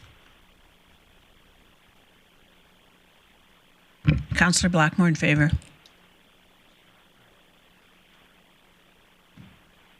That carries unanimously. Councillor Thiessen, if you wish to continue. The next item that I have under here is basically, I was 50-50 on this, but I heard a lot of the discussion yesterday, so I'll make the motion that we include the Parkside Dugouts into the 2025 capital plan, funded under capital tax. Okay. The motion is in order. I personally have a question. I just need to find my notes here. It's question for Ms. Whiteway. Could this qualify under public reserve? Thank you, Mayor Clayton. Yes, I believe it would. Would you be open to a friendly amendment rather than capital tax? Totally. Just showing my cards ahead of time, I have one more motion, and it will include direction for public reserve as well. Okay, that's okay. Discussion and debate on the motion, which is amended to fund the Parkside Dugouts to $80,000, the funding source being the public reserve. Recognizing Councillor Palat. Thanks, Mayor Clayton. I am in support of this. I'm just curious if we're maybe a little ahead of ourselves. Maybe we should be asking Slow Pitch if they could be involved with us. Chief Lemieux had mentioned that, you know, the Cricket's doing their dugouts and they're about half price of what this is proposed. I'm just wondering if there's an opportunity to use a user group to build these instead of the city building and them having the ability to leverage some funding. I'm not sure how that would work. If we could say the motion goes ahead, would administration reach out and see if that was an opportunity for them to do that, or would it be naturally going just through our normal process? My assumption would be once you pass the motion, a volunteer-led organization is probably not going to have the desire to fundraise or do the work themselves. But I'll let Chief Lemieux answer in a second. But I would suggest maybe if you're interested in that, you do a lesser amount and then go to them. No, I'm fine with the amount. I'd love to see them because I think this could be a fundraising opportunity for us. We went to them for $80,000 and they did a work bee with this and they met our standards. I think there's an opportunity for Slow Pitch to be involved to maybe make this as a fundraiser that we're helping an organization, and appreciate we're trying to tender things out to the construction community too. But just would ask administration to reach out to them as one of the proponents that would be able to tender this project. Chief Lemieux, any comments? Certainly, we do work with the ball associations and always look to partner on fundraising opportunities. Certainly, we have those conversations, but very often there's sponsorship opportunities if we can, put sponsor billboards on some of these dugouts. But in terms of construction of the dugouts, we probably haven't had formal conversations with them. Okay. I was going to go to Councillor Thiessen to close. Councillor Bosch, is your question on this or something else? You're okay? Okay. Would you wish to close? Yeah, just very briefly. I love the idea of sponsorship, especially the city of Grande Prairie. I think this is a good investment, especially for the Parkside Dugouts. Now, I said I was 50-50 before this started. The 50% where I was like, well, I've never heard of a kid getting hit by a ball or an injury from that. So is it necessary? But I don't want to be the guy on council that's dealing with that if that phone call ever comes in and we could have built these dugouts. So it's the other part of it is in response to some of the different groups that could help fundraise or sponsor or do work bees, the Parkside Neighborhood Association is actually, it's the Highland Park Neighborhood Association is actually one of our more active and very contributory neighborhood associations. I wouldn't just put it to the South Peace Ball people. I would also put it towards the neighborhood association because they've done lots of park improvements around there, and I think they'd love to be engaged and involved and have a say in that as well. So I hope council will support this. Thanks so much for that. Call the question.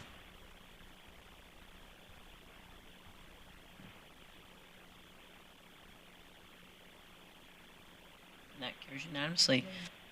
Just to break it up a bit, I'm going to jump in. I'm hoping one of my colleagues would make the motion to amend the playground and amenity replacement funding source to public reserve. I'm looking for. Thanks. Go ahead, Councillor Berg. Yeah, as Mayor Clayton had just mentioned, the public playground fund be funded from public reserve. So that motion would move $300,000 from capital tax to the public reserve. Councillor Bressie. My apologies. I am a little bit confused about this in terms of my understanding is that MGA gives us some latitude, but it still does require it to be new and expanded, not just rehabilitation. Reported this morning, it was after our solicitor reviewed it. It was indicated that we would be okay to do this. My understanding was the dugouts. All right, sorry. Okay. Seeing no one else in the queue, I'll call the question.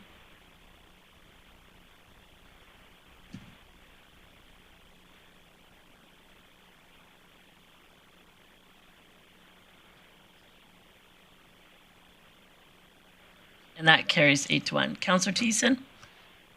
Yeah, thank you very much, Mayor Clayton. Just maybe a point of order or privilege. I do believe that the mayor is allowed to make motions. I just asked one of my colleagues to do it. You're so kind. Thanks. Yeah, no, but yeah, if you wanted to make a motion, you can.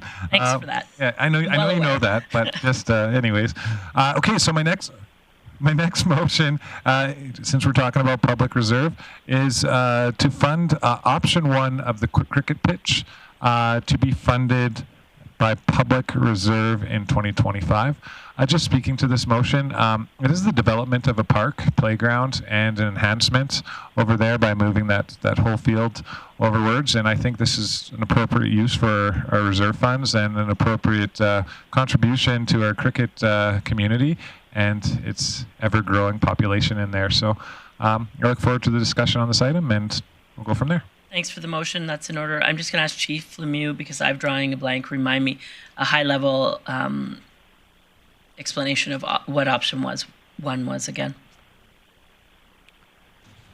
Thank you, Madam Chair. So option 1, and I'm going off the top of my head right now, is moving the cricket pitch from Northridge to Signature Falls Okay, area. Yeah, Okay. and at a cost of $150,000. perfect. Open that up for discussion and debate, recognizing Councillor Plott. Thanks, Mayor Clayton. Support of the motion. I'm wondering, there was a slide when we looked at this yesterday, I believe, and it was $120,000 for the actual pitch, and then it had line items. Earlier, you had mentioned that they had a clock and some stuff that they could move. I'm just wondering if there was a $10,000 line item, if I remember correctly, for a clock, and a $20,000 line item for, I can't remember what the other one was. It was dugouts, maybe. I'm just wondering if the intent was to fund all of those, and if some of those could be moved across, because I'd still love to see some trees on this site. Ms. Whiteway. Certainly, I can answer in terms of the breakdown of the $150,000 total. So the moving of the main pitch, the practice pitch, the storage shed and screen is $120 of the project. The purchase and installation of 2 dugouts was the 20, and the score clock was 10. That totaled 150. They have existing funding of 6,000. So that's the breakdown of the project. The funding required is 144. Okay. So I know Councillor Thiessen loves trees as much as I do, so I'm wondering if there's an ability to add some kind of a funding source for trees within this amount, or allocating that, or if it needs to know that specifically. But I'd love to see us put some trees on this site as soon as we're building it, and not waiting to have a debate later on about putting trees on this site. So within it sounds like there's $6,000 ability there, but I just want to clarify the clock that they have now. Is it movable or not movable? Because we had 10,000 in there for a score clock. Chief Lemieux. Thank you, Madam Chair. So if I recall correctly, I believe that they're proposing a different clock. They have a clock now, but they wanted to upgrade to a different clock. Councillor Blackmore. I think that this is a perfect site to use shelter belt style tree planting. So till a section however wide you want it to be and fill it with stock from tree time. Those little frozen trees are, often $1 or $2 a piece. And they'd certainly have, as long as we keep watering them, they will do really well in that place. So we don't need to spend a lot on trees to get some really nice trees there. Yeah, it'll take, in about 8 years, you're going to really notice the trees. Before then, you may not really notice them, but we don't always have to put in half-grown caliper trees. So that would just be my recommendation, and the amount required would be quite minimal. So, Councillor Thiessen. I see Councillor O'Toole's getting ready to click in, but I guess I'm just looking to my colleagues here. Sounds like there's no friendlier amendment than adding trees to a park. So I'm open if anybody wants to suggest something. Councillor Bosch. Thank you. I do have a question in regards to the clock. I'm fine with adding the clock into this motion. And I say that because I do believe as a council, did we not fund the clock for, Eastlink for swimming? You can't pick and choose who you support. We did. We did. Simple answer, yes. Yeah, we paid for that. So pulling this. And I hear it's wonderful. Yeah. They were watching Nemo on it the other day while people were swimming. I hear it's wonderful. Yeah. So. So I would be in favor of the total amount of 144 plus trees. So Just pick a number. pick a number for trees. Chief Glavin. Thanks, Mayor Clayton. There was a question at one point of, on this property, if we did it to the standard we would require a builder of a developer of a commercial site, how much what the landscaping would look like. You'd need approximately 50 trees and 100 shrubs. The rough estimate for that would be about $43,000 to do that amount that we would accept from a private landowner for a similar size site, for context. And the shelter belt idea from Councillor Blackmore. So I have a suggestion. Pick a number, and then I'm optimistic that council will support some funding for our community enhancement future policy. There could be additional funds that go from that if Parks comes back and says shelter belt costs slightly more than you're wishing to amend the motion. So currently. why can I add 30,000 because it's from the same source, funding source, because it's a new park? Sure. You want I it don't- separate? No, I'm not suggesting that. I'm just looking at. 20? Okay, I'm going to go through questions. Let's hold your thought. I'm going to go through the people in the queue first in case there's questions, and then I'll circle back for those looking to make an amendment and check with the mover of the motion. Recognizing Councillor O'Connor. Thank you, Mayor Clayton. I am in support of the belt, but I also am in support of adding the clock. If there is a new clock, that should be included in on the price. If we're going to send them there, let's give them. Sorry, and to confirm, Chief Lemieux, the clock amount is not in the 144? It is.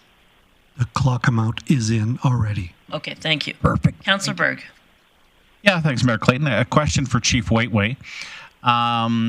So if we pass this, that will be 3 times that we've dipped into the public reserve, and I didn't commit that total into memory. So It's $3.2 million oh, we've got lots. after the operating allocations that Beautiful. were intended to be added this year. Okay, thank you.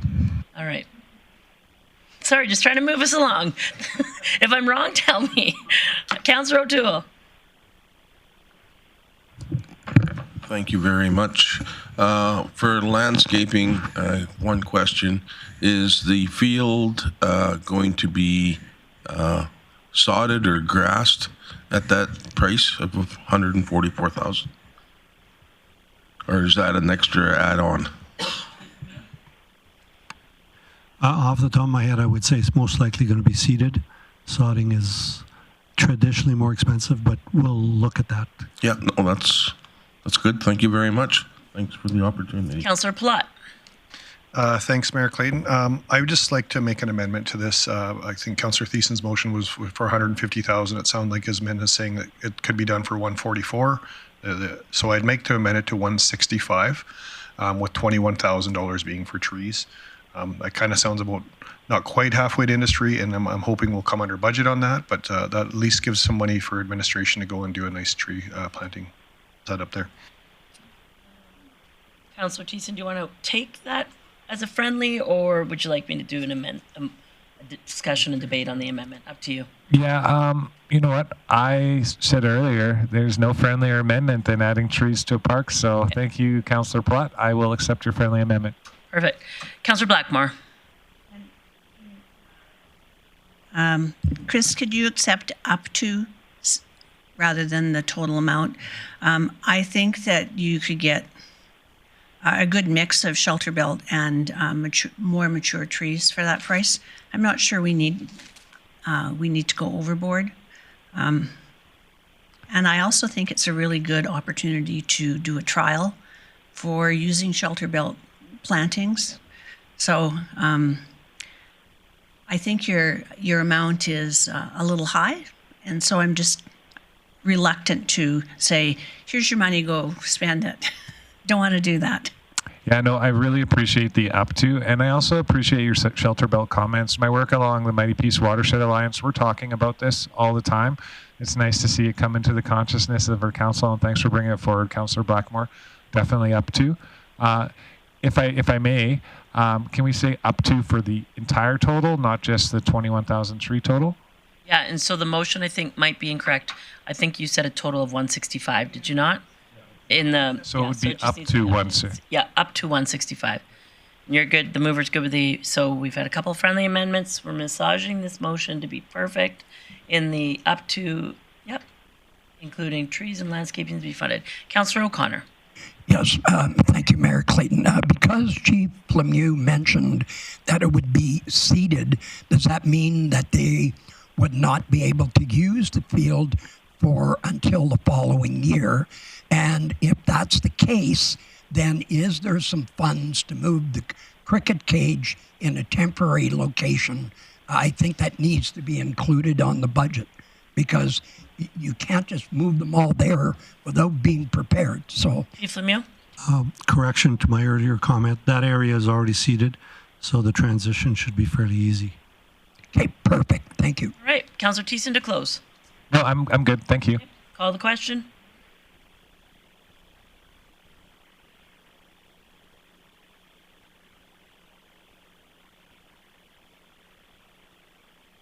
That carries unanimously. Recognizing, I know you have one more, Councillor Thiessen, but I'm just going to go to Councillor Bosch. Just a question. With the property that the cricket club would be leaving, that can host 2 soccer fields, potentially, should we wait to a standing committee to start working on that? I would suggest, yep. Okay, thank you.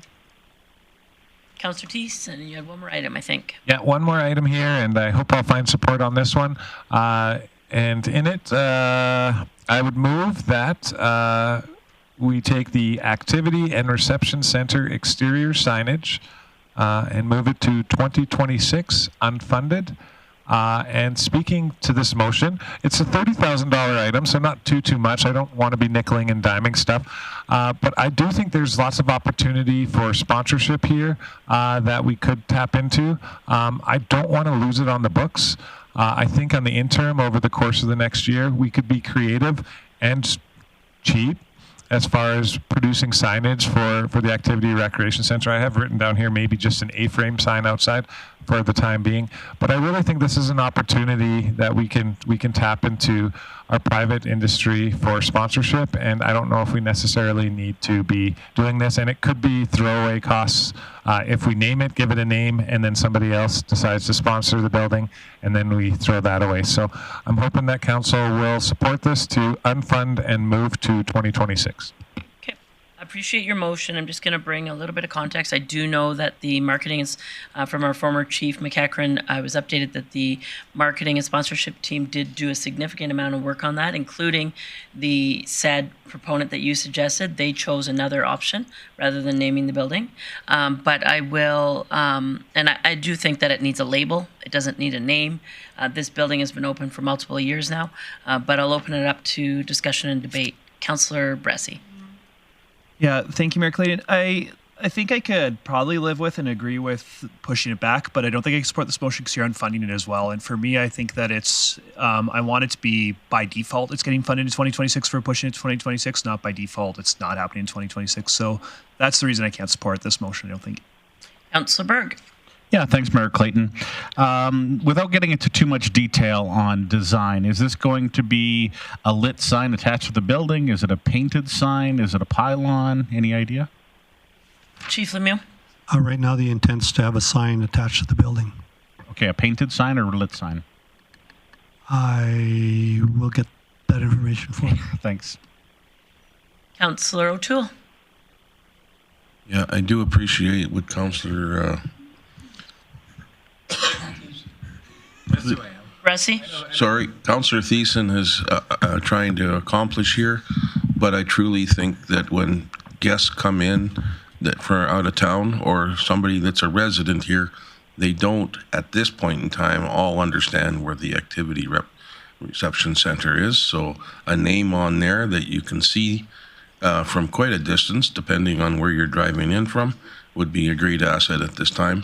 And there's nothing saying that that building can be called the Activity Reception Center, as we have, but also we can have a sponsor's name on there as well. And I would like to leave that in the budget, but anyhow. Councillor Blackmore. My question is for administration, and that may or may not have an answer, but if we push the sign back, do we have a temporary sign there now? And if we don't, can we put a temporary sign there without spending a lot? Chief Lemieux? So I don't believe there is a temporary sign there now. And could we put a temporary sign? Absolutely. Does the city own any signs such as the signs that we see along the bypass? I know those are not city signs, but Portable type thing. thank you. That's the sign. Do we own any portable signs currently that we could use? Chief Lemieux? I'll have to look into that. I'm not sure that we actually own. I know that we rent them from time to time. And I believe that the intent is to have a painted sign on the building. Yeah. If we don't have any way of even temporarily signing that building for the next year, I would prefer to simply move ahead with the proposed budget of for this year of $30,000 funded through capital tax, and I would not support the motion. I will also not support the motion. I think that the building could be labeled with the appropriate signage and still have the addition of a sponsor added to it. So I appreciate your intent there, but I can't support this one. Councillor Thiessen to close. Well, yeah, I think we're not really holding back here, and I like that. I really appreciated Councillor Bressy's comments about unfunding, and I would be willing to alter the motion a little bit if council would permit me to just shift it to the 2026 budget under capital tax, simply for the good points that Councillor Bressy made, and also to the good points that Councillor Blackmore made as well in regards to temporary signage. I know that our sign department puts together lots of signs, A-frame signs. They could probably even put together a temporary banner that would stretch across the building and let people know that it's there.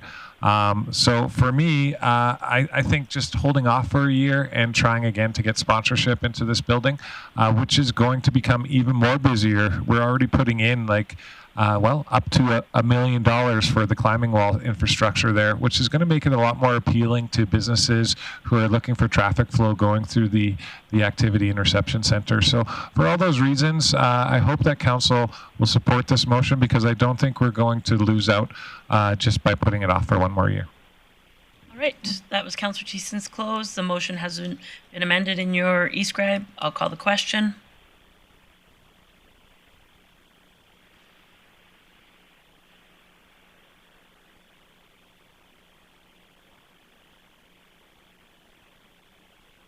That is carried 6-3. I had two other ones. I'd like to make a motion that the Grande Prairie Regional Animal Pound building renovations be funded through facility renewal rather than capital tax. I think it's pretty self-explanatory. I don't see, I'll give a moment in case my colleagues have any concerns or questions. $20,000. Seeing no one, I'll call the question.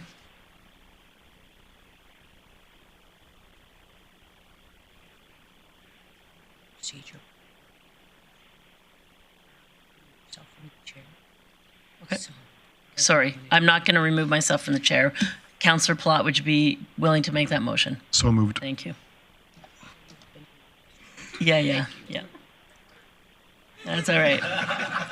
If you all wanted to debate me, I'd leave. But since none of you do, Councillor Thiessen is willing to make that motion, so it's now amended in the e-scribe. No one had discussion or debate. I'll call the question.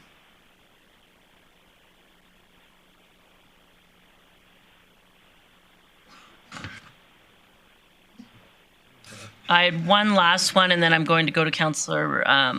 That's carried unanimously. I had one last one, and then I'm going to go to Councillor Blackmore. Under the South Bear Creek Amenity Renewal, I would hope that one of my colleagues would be willing to make the motion to change the funding source from capital tax to public reserve. It's $50,000. South Bear Creek Amenity Renewal. Councillor Bressy, go for it. Nope, okay. Anybody else willing to make the motion? It's on page 41, halfway down, South Bear Creek Amenity Renewal. Councillor Thiessen. I'll make that motion for you, Mayor Clayton. Councillor Thiessen. Recognizing Councillor Bressy. Fair enough that this is legal for us to do. I don't think it's ethical for us to do. I think that it is when we collect this money from developers, we always have said that it is for new and expanded infrastructure. And my understanding of this reserve always is, hey, we're building the community. Developers, you're adding houses to the community, you're adding new people to the community. We need money to fund new infrastructure to keep up with this growth that you're introducing. And that's what we told them we were collecting this money for. So I don't think it's fair to take this money that we said is for new and expanded and use it for renewal of existing infrastructure, at least not without some conversation with our development community. So I don't think this is fair to our developers, and therefore I can't support this motion. I'll just jump in the queue here. The policy does not specifically have the word new. It says creation or expansion. And so when we're amending parks, in my opinion, it qualifies. And I understand your point that it's not illegal or wrong. You just don't agree with the intent of it. So fair enough. No one else in the queue. I'll call the question on that. Sorry, Councillor Thiessen, do you wish to close? No, Mayor Clayton, I defer to you to close it. Okay, I'm good. Thank you. Call the question.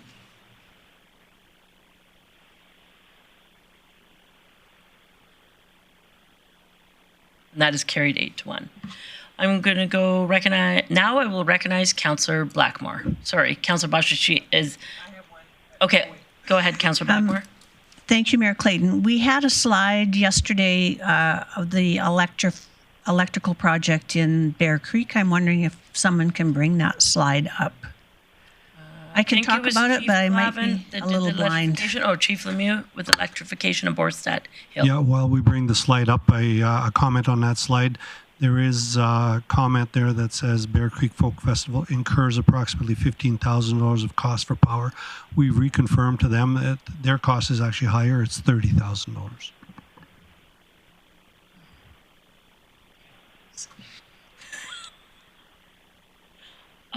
We'll wait for that slide, but did you have a little bit of context or preamble, Councillor Blackmore? Yes. I believe that putting electrical potential ability into the Borstaad Hill section of Muskosipi Park opens up a lot of opportunity for other events to take advantage of that electricity. It opens up the potential for us to use to do some really unique Christmas decorations, for example. And so, to me, the electrical project makes a lot more sense than going ahead with buying stages. We did talk about buying a couple of stages for the city, and that we would then rent to Bear Creek Folk Festival. And the reality is, I think it should be the other way around. I think they should be buying the stages and renting to us. And I'm under more discussion. I would be interested in even helping them do that. But my motion now is going to be to direct I don't know how to read this. I move that council support the supply and installation of a transformer power kiosk distribution cabinet at the bottom of the hill, and that power be brought to the source. And I would suggest that this not be an automatic ATCO project, but in fact be sent out as an RFP to whoever in the community has the potential to do this. I think it can be done for less price. And that would be the amount of up to $282,000. And the funding source should be... Ms. Whiteway, do you have a suggested funding source for this? Financial stabilization? That funding source would work, absolutely. And the funding source would be financial stabilization. Councillor Palat. That motion is in order. Discussion and debate, recognizing Councillor Palat. Thanks, Mayor Clayton. I guess I'm just a little confused. I believe the big expense here is directional drilling. Just from somebody that installed an ATCO transformer this year. The transformer was actually free from ATCO. You have to sign a long-term lease, which I'm sure the city would be in a spot to do. I'm concerned about signaling that amount, to be honest. I would like to see a lower amount up to. I think if we signal that we're going to spend that much money, we're going to see our RFPs come in higher. I think if we think we can do it lower, I'd love to see us go up to 200,000 and see if we can get that. And I just would ask administration again, if we set up to 200,000 and it come up to 230 or more, what would happen then? Okay, so just to re-echo Councillor, or rather Chief Glavin's comments, there's a percentage of the project that's within their purview to be able to go ahead. If it came in above that percentage, it would come back to the appropriate standing committee. I'll ask Chief Whiteway for a comment on that. If the project came back beyond the allowable percentage of increase within the chief's purview, it would come back to the appropriate standing committee? Yes, absolutely. So just a bit of context. Our project budgets are always up to. We always go to RFP. We always try to find the most competitive price. We always try to stay lower than the budget. If it does go over, we have our own abilities internally to stay within a certain percentage and transfer and manage. If it's beyond policy and what the city manager can improve, it will come back as an ask to council always. Okay, so just on that, I would just ask Councillor Blackmore if she'd have a friendly amendment of up to 250,000 instead of 282. Councillor Blackmore? I'm okay with that. Okay. So I'll wait for that to happen, that change in the e-scribe, and in the meantime, recognize Councillor Bressie. Great. First of all, so management's only got a percentage increase they could do with 250. If it came in at 282, would that still be within management's ability to manage without coming back to council? They'll get back to you in a second. Okay. And then my other comment is, in my mind, this is expanding a park because it's expanding amenities there. Yeah, I'm with you. That was actually my first thought, and then I got sidetracked in my head. Yeah, so I guess first question to management, could a public reserve be used for this? Chief Whiteway, as this is an expansion of an amenity to a public land, could it qualify under the public reserve? Just bear with me one moment. I guess we're looking for that. For me, I really want to support this project. For me, financial stabilization truly is for unexpected costs, and I personally can't support this as long as financial stabilization, but I can support this with almost any other funding source. And the truth is, I couldn't think of the correct funding source name. Yep. Financial stabilization, you're right, this is not really a true use of that. So if we could change the funding source to, what is the name of that parks funding? Public reserve. Public reserve. Would it qualify, Chief Lemieux? Or Chief Whiteway, rather? So under MGA Section 671, essentially the summary is public reserve funds can be used for improvements within a park. Okay. I would call this an improvement. Take that as a friendly amendment? I'd just make them change myself. There we go. Now, Councillor Bressie. And sorry, when you, Chief, when you have the answer to the other question, just chime in, please. Yeah, and I think just talking about this, I mean, we're not actually setting the budget today. We're recommending to council in a couple of weeks, so it definitely is something that very open to. If I'd appreciate if management had our solicitor actually look at this, and we can always amend when it comes to council if for some reason this is putting us in some gray territory, because I don't want to be in gray territory at all when it comes to MGA. So that's my comment. Just everything else. Sorry. Do you happen to have that percentage, Ms. Whiteway? Just to provide some comfort that if it did come in at 282, that it would be within the allowable. Yeah, so up to 20% of the original project to a maximum of 500 is within the scope of city manager. I think we have everything we need. No one else is in the queue. I'm going to call the question on this.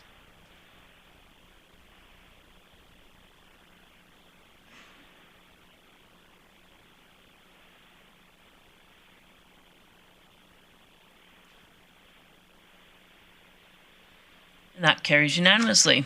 Councillor Blackmore, I think you had one other item, and then I'll go to Councillor Palat.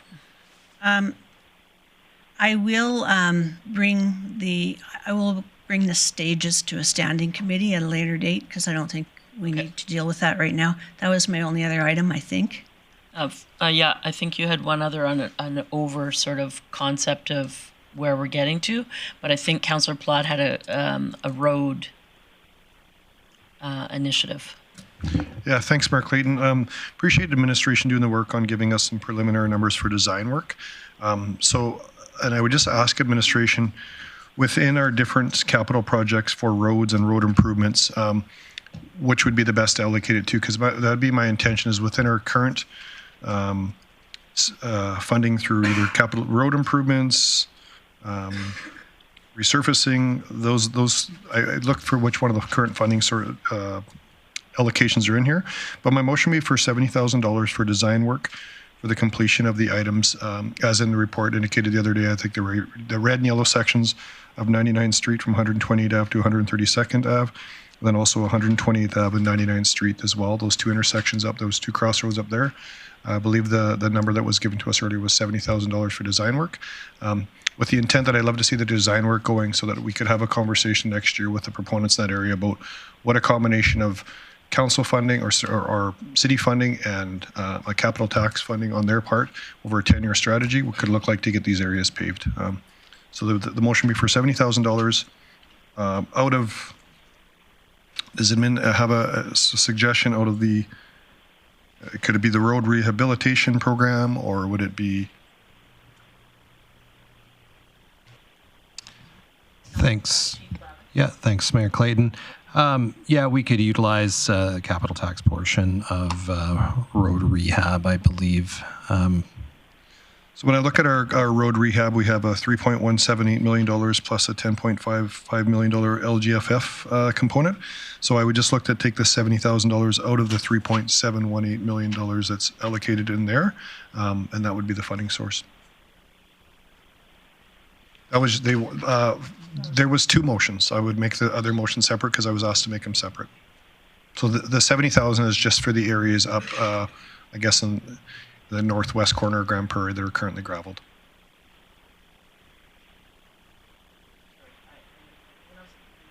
Do you have more to add to that?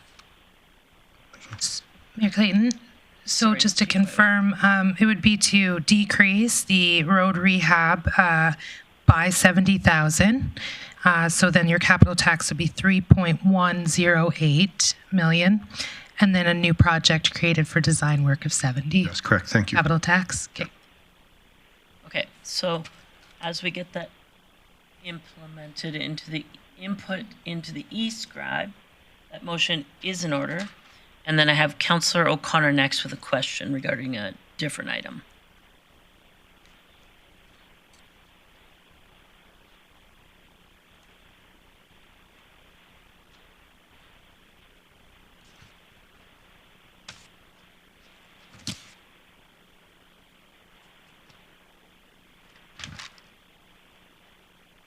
So we're voting on the motion now? Yep. Does that cover your intent? I'll open it for, I haven't called the question, but I'll open it for discussion and debate. I just want to make that sure covers the intent. that motion. Okay, opportunity for discussion and debate on the motion. Seeing no one, would you like, oh, sorry, Councillor Bressie. No, I don't have any questions about the intent, but I don't think this motion actually hits the intent. As I see it in e-scribe right now. See my e-scribe. It's saying within the current LGFF funding, we want to take a capital tax. So Chief Whiteway said correctly, but I just think the e-scribe motion doesn't. Yep. This isn't quite. Sorry, whoever's doing the motions, did you hear the suggestion? Yeah, and then there we go. It's been changed. Okay. Then sorry, I also and then the intention is to do, I think, not just the street but also the avenue. Did you want to do the red and the green? That's covered both. Yeah. So then I also think that this. I don't know if this if just saying 99th Street covers. So is it 99th Street and 128th Ave? I think. Chief Glavin, if we add the 128th Avenue, it's good. Yeah, thanks, Mayor Clayton. Yeah, essentially it's the all of the areas highlighted in the report. I understand the intent, but I think as it's written now, I understand what we need to do. Yep. Thanks See for the teamwork on that. No one else in the queue. Would you wish to close, Councillor Plott? No. Okay. Calling the question.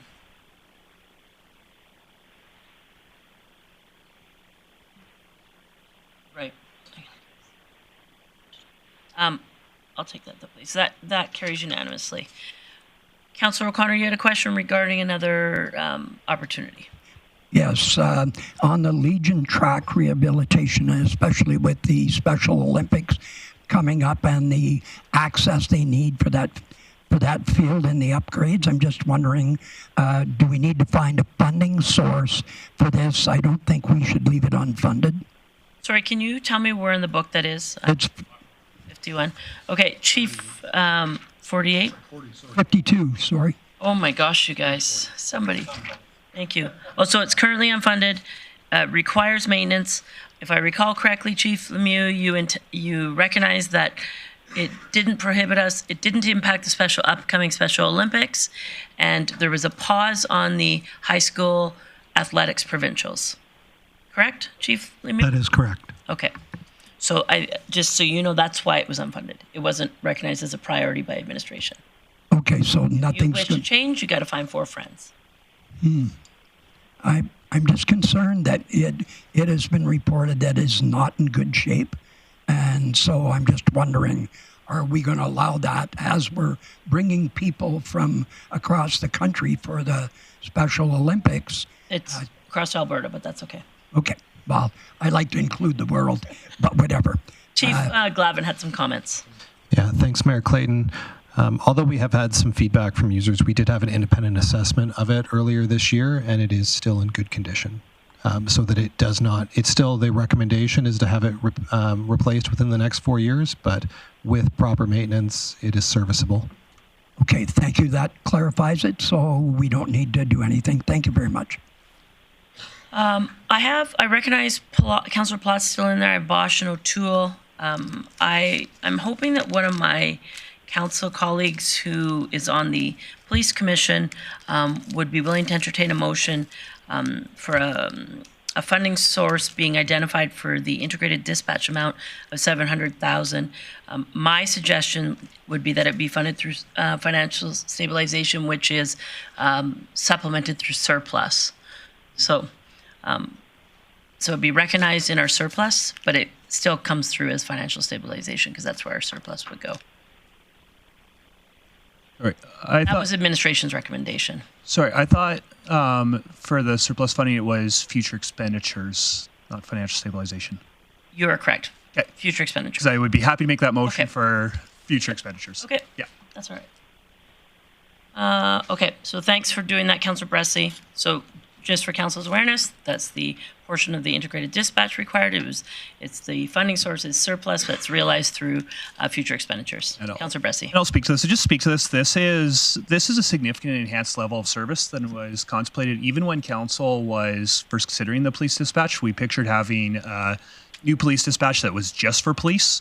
And now we're working on a model where police dispatch is integrated with fire dispatch, and there's also a possibility, I don't think it's within this budget, but in the future to bring in 311, maybe bring in 211, maybe even depending on where the province goes with EMS, maybe even bring that in the future. So there's big possibilities in the future, but for now, integrating fire and police so that when you call 911, the one dispatcher you talk to is the only dispatcher you have to talk to.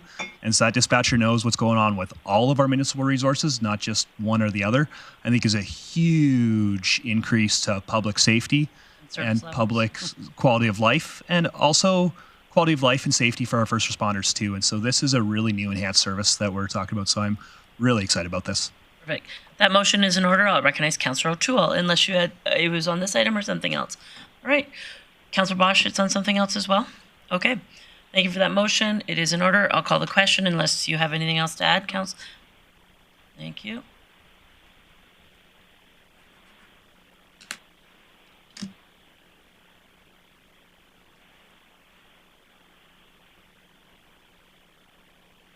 And that carries unanimously.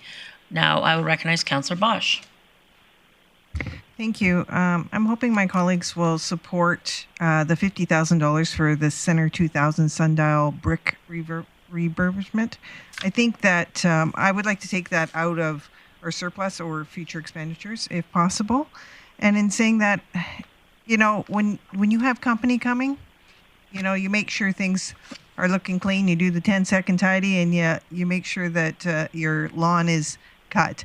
So this is essentially the same thing. When we have company coming to our city, the sundial is where they come to take pictures or to go to regional tourism or Center 2000 for information. So I think that should be cleaned up. So I love your passion. It already is funded. Yeah. Your capital tax. Are you wishing to change the funding source to what? Sorry, I missed that. Out of the surplus or future expenditures? Can we do that? So the surplus goes to future expenditures. And clarify on the chosen source, Chief Whiteway. Thank you, Mayor Clayton. There is room within unallocated future expenditures reserve if Councillor Bosch wishes to just use that, not surplus from year end. That would be my recommendation. Perfect. Thank you. All right. So we'll get. I have a bunch of people in the queue. I'll wait till the motion is in the e-scribe for discussion and debate on the motion rather. Councillor Toole, it's still about something else, correct? Okay. That, I think, reflects what Councillor Bosch was intending, recognizing Councillor Bressie. Great, thank you. I'm just hoping to have some clarification from the mover. I 100% support this project, and I get why you want to see this project happen, but I'm not understanding why you want to change the funding source. So could you just expand on Councillor Bosch. Well, originally out of surplus because you're not affecting capital tax. If the taxpayers don't have to pay for this up front. Now it's not going out of surplus. It's going out of That's where the intent came unallocated. from. Go ahead, Councillor Bressie. Yeah, and I guess just speaking to me, I always get nervous. For me, this isn't a new project. This isn't really emerged. This is just kind of taking care of infrastructure, and that's kind of what capital tax is for. And I always get worried when we start chipping away at our capital tax for this actually is a kind of boring routine thing to me. It just is aging infrastructure. And when we start saying, hey, we're going to be doing this kind of boring routine maintenance out of reserves instead of capital tax, that means that the next council needs to raise capital tax even more than it would have had to anyways to keep up with capital tax. And so for me, I do think this is an appropriate capital tax expenditure. And so for that reason, I can't support this. Okay. Councillor Bosch to close. No, I'm good. Okay. Call the question.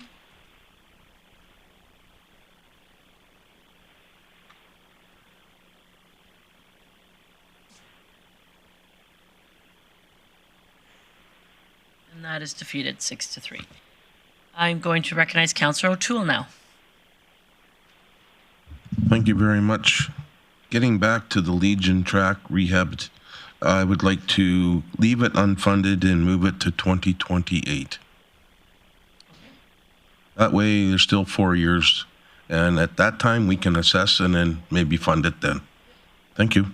The motion is in order. Discussion or debate on that motion. I think Thiessen and Plotter for something else. Is that on this? Oh, then Councillor Plott was first. Thanks.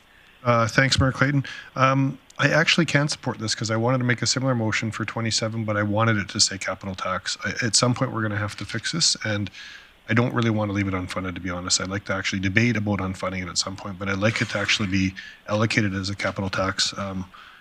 Unless and I guess my question for administration, and I'm not, maybe the 28 isn't as big of a thing. I'd rather see it funded. Is 28 too late, or at 28, do we feel confident if it was funded in 28, we could make the intent? I still do worry. I appreciate that next year we're saying these events are sliding, but it would stop us, or my concern would be that it would stop us from trying to host provincial level events, and it would push that back till 2028 to be able to do so. Chief Glavin. Thanks, Mayor Clayton. Administration would continue to monitor the quality of the track, and if something changed materially, we would highlight that to council the next round of capital, or next budget, I should say. Okay, that changes my intent a little bit. So I just ask if Councillor O'Toole would look at putting it as not instead of unfunded to put it to capital. We can always debate in a few years, whatever council's here to defund it then. I just would like to signal that we're actually going to fund this project at some point. I do think that we've had a lot of folks in the community reach out that'd like to see us do an expansion of this area. And I'd like to signal that we're actually going to go ahead with that at some point. So, My thoughts were administration would let us know as they analyze it. But if you want to fund it, then I would suggest that you make an amendment. Chief Whiteway, would changing the capital tax be the suggestion you would have put on that, or where would you have funded that if council wishes to fund it in regards to the Legion track rehabilitation? Thank you, Mayor Clayton. Typically, we determine funding sources based on all the projects that year being considered, but for just a simple answer, would capital tax is an appropriate funding source for something like that? Okay. I'll let the motion stand, and I won't make an amendment on it, Councillor O'Toole. I'm hoping to be here next term, and I can debate with you whether we should fund it then. So There's no debate. We'll fill it. All right, Councillor Thiessen, you were on this motion as well. I sure was. Thank you very much, Mayor Clayton. I was very similar in Councillor Plot's thinking. I drew in my little thinking emoji here on it. What am I going to do with it? My options were move it to next year unfunded or move it to 27 under capital tax. And my reasoning behind that is we still have some unknowns with that area. We're talking about a soccer dome. We're looking at whether or not that fits there and other locations as well. So if that were to go in there, I don't know if we would refurbish the Legion track, as it'd probably go inside the dome. And that would be a topic of conversation to debate and discuss in the future. So for me, I'm okay with this motion as it stands. I thank Councillor O'Toole for doing it. And I guess I can support it. Yeah, I'll support it for you there, bud. All right, Councillor O'Toole, do you wish to close, or are we good? Thank you, sir. I'll call the question.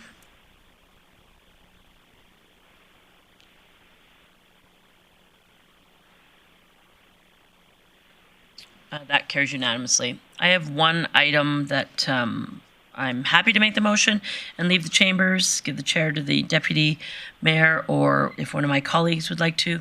Previous this week at standing committee, there was a motion passed to direct administration to bring back a policy on community enhancement and to identify a funding source annually of surplus. In my opinion, this fund needs, for lack of better term, some seed money. I would suggest that this fund be, that we use $200,000 from the surplus, which is financial or facility renewal. No, I'm losing future expenditures, my apologies, and I'm hoping somebody would make that motion. I'll recognize Councillor Blackmore. I'd be happy to make that motion. I think that we do need to move forward on that, and I look forward to seeing that happen. All right. I have Plot and Berg. Berg, are you on this or something else? You are on this? Sorry. Okay, go ahead, Councillor Berg. Yeah, this is something that I fully support and love, and I think it's long overdue. I know in a lot of the bigger cities around the province, they actually take 1% of their capital and put it towards these things. So for us to take 10% of our surpluses going forward, I think is a smart move. It doesn't increase our taxes, but it does increase the quality of life and livability as we go forward, and also motivation for council and administration to keep things under a relatively tight rein so that we can build up this fund and do some good things in our community. So I fully support this. Thank you so much, Councillor Berg. Councillor Plot, are you on this or something else? Call the do you wish to close, Councillor Blackmore, on this? Thank you. Call the question.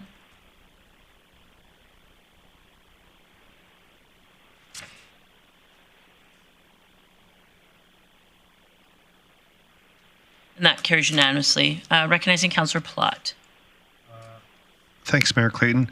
I'd just like to make a motion. Again, I want to thank administration for giving us the numbers on the design work, but I would like to make a motion that we design up for design work of $50,000 for the gravel roads near the Eco Center, which I would say is 106th Street, 98th to 97th Ave, in that range. Just maybe if admin wants to clarify that was the number and the location. I believe that was discussed earlier, but in case I misunderstood that or misheard it. And the funding source would be out of Road Rehabilitation Program. It was at 3.178. We've moved that down to 3.108, and so I guess it would be another $50,000 reduction from that fund within our current capital tax. Just to speak to you a little bit, I'd love to see that design work at least done so that we can look at putting this in the project in 2026 to where we can actually pave these roads. Chief Glavin. Thanks, Mayor Clayton. And just for clarity, it would be 105th Street south of 98th Avenue and then 96th Avenue east of 105th Street. Okay, so that's the road that would lead to the Eco Center, and then the road would lead to our Parks facility that's over there as well? That's correct. Okay, thank you.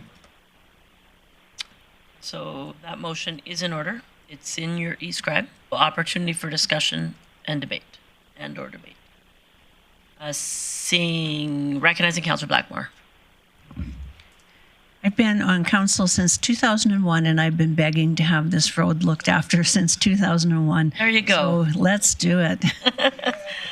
Okay. Councillor Bressie, you're going to tell her why not to? I'm inclined to vote no now just because I want her to run again. So to give her something to do next term. Seeing no one else in the queue, I know you'd love to talk more, but I'm not going to give you the option to close. So call the question. I'm just joking. Today I'm talking the most, so that carries unanimously. I have one other item that I'd like to discuss. I think that there was approximately $2 million remaining from realized surplus at the end of Q3. And my preference would be if council would give consideration of using $2 million through future expenditures, which is realized through surplus, to be applied to this budget. And so I'm looking for motions, and I'll recognize Councillor Blackmore and then the others in the queue. I would move that we take the $2 million of surplus and apply it to this year's budget. That gives us the opportunity to provide a very robust and healthy budget for our residents, and I believe that we've been using our surpluses very carefully, and we've been using them very appropriately. So this year, I would like to see us use it towards the budget. I have a couple of other people in the queue. I think that once we discuss and debate this one, we're going to take a break, and administration will do some work. We'll come back with sort of where we're at, and then there will be further discussion and debate opportunities for those who are interested.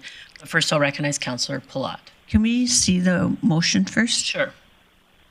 It's in the Scribe Committee, Direct Administration, to take $2 million of the city's surplus and apply it to the 2025 budget. I'm just going to ask the CFO, would you prefer the wording slightly different, identifying future expenditures, or are you good how it's worded? Can I see what the motion looks take like? $2 million of the city's surplus, so it should say 2024 surplus, and apply it to the 2025 budget. Are you comfortable with that wording, or would you rather it say future expenditures? Future expenditures would be the most appropriate. Okay. So we'll wait for that amendment, and then Councillor Bress. Sorry, I'd Plot first. Thanks, Mayor Clayton. No, I was going to ask if we could move that to future expenditures as a friendly amendment. But just to speak to this, I guess the thank really needs to go to administration. We're spending surplus money that you folks have done really hard work to give us the ability to spend surplus money. So I really want to thank administration for this. This will have a tax impact that will lower it to the community, and we can act like we did all the work on it. But really, this is administration doing this so that we can even have this debate, so that we can lower the tax impact to do this. So thanks to administration. Councillor Bressie. Thank you, Mayor Clayton. And I can't support this. It's doing what I hate when politicians do, and that is making their taxes artificially low in the last year of their term, which I think has downroad consequences that the next council has to deal with in the first year of their term. And I hate that. I think that this is surplus money we can't rely on having year after year after year. And in fact, with how aggressive we've asked administration to get it, how they've delivered that, I'm not confident we're going to have a large surplus in 2025 to apply to the 2026 budget.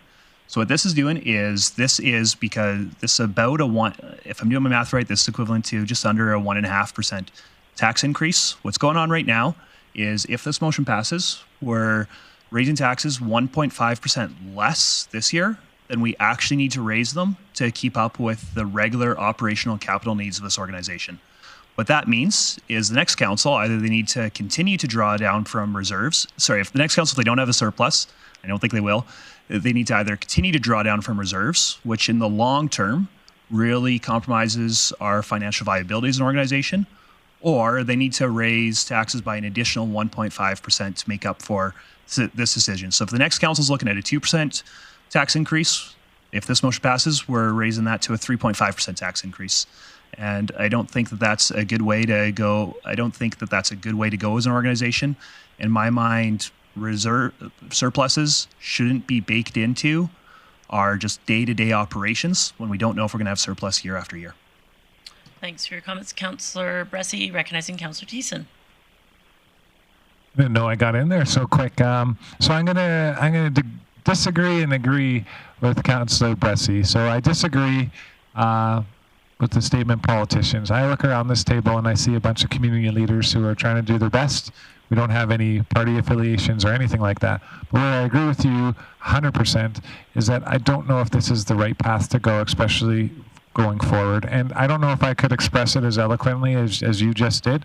But I think this council has done an incredible job, like peeling away from the reserves. This seems like we're taking the whole apple instead of just chunks out of it. You know what I mean? And administration is very capable, and I have every utmost confidence that if we enable administration to do the best work for the city going forward, this 1.5% that we may save this year will turn into probably a 10% growth for our organization in a positive way, because we set ourselves up properly and financially, and we set up the next council for that too. So I agree with Councillor Bressie. I can't get behind this motion at the time, and I look forward to what my other colleagues say.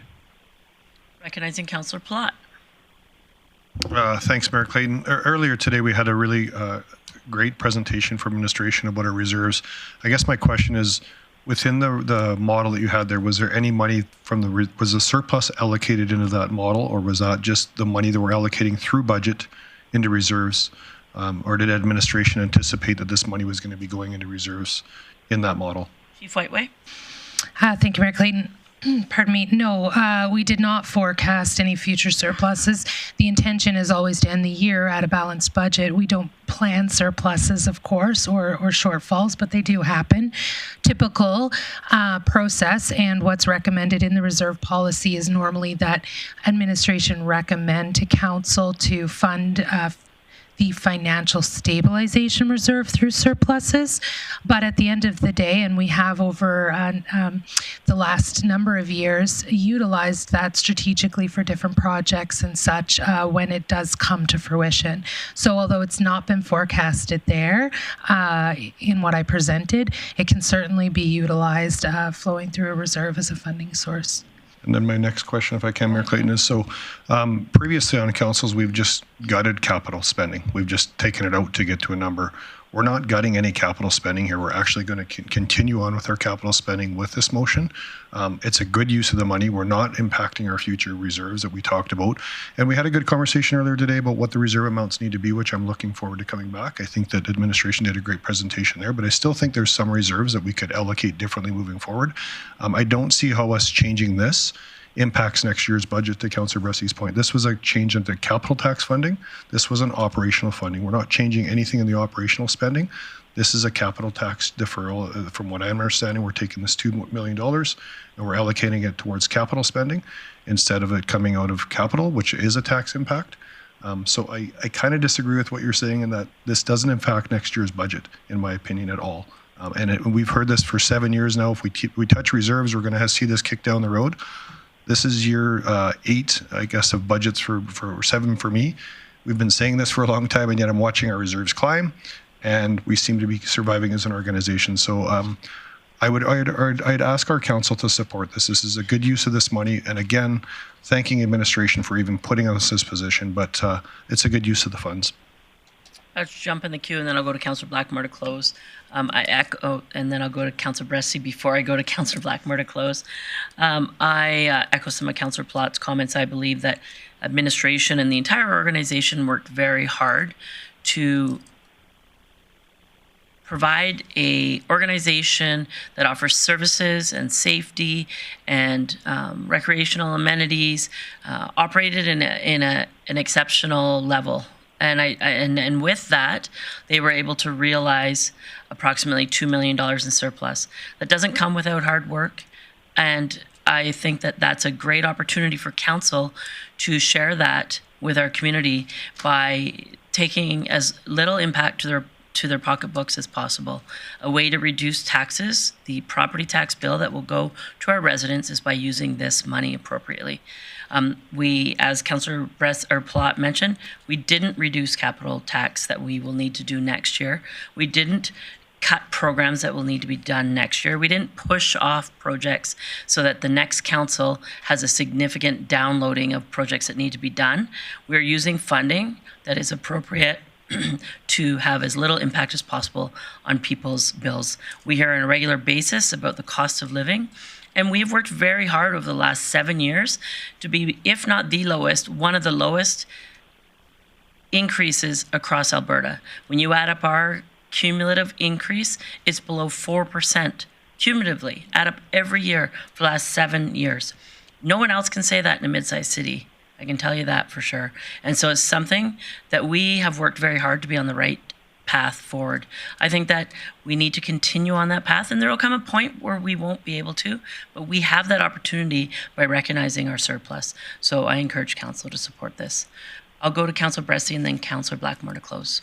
Great, thank you. Yeah, and I really agree with a lot of what you're saying, Mayor Clayton. I really am proud of the tremendous work that council's done, but even more tremendous work administration's done to control costs and to keep our increases down there. And I'm all for continuing to become more efficient and also adjust service levels so that we can spend less residents' money to still give an excellent quality of life.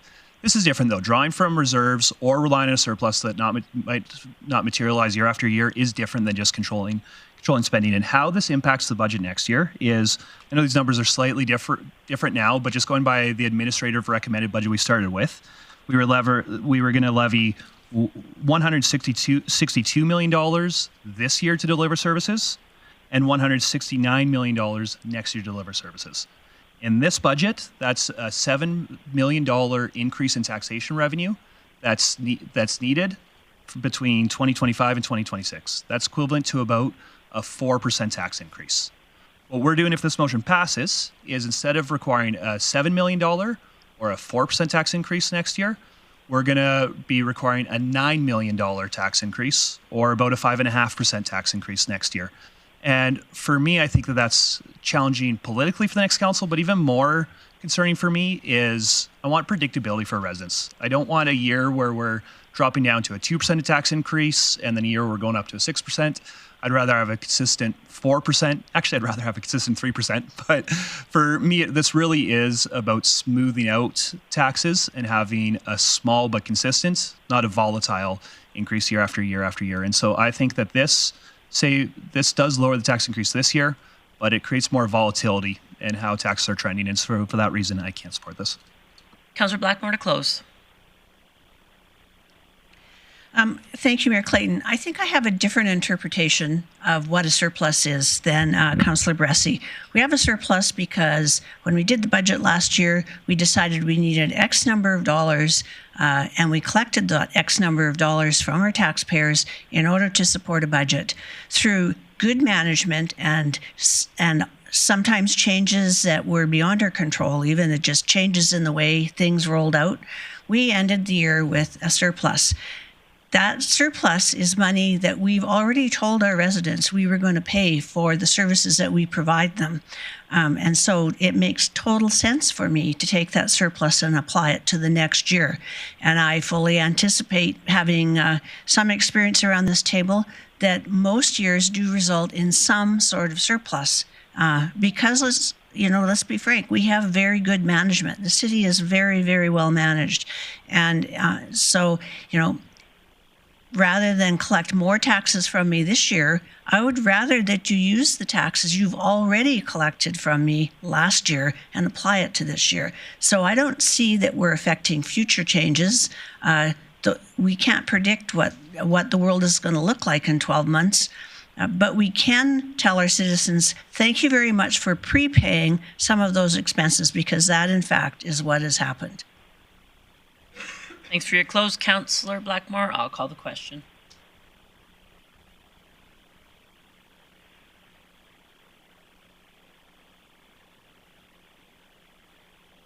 That is carried 7-2.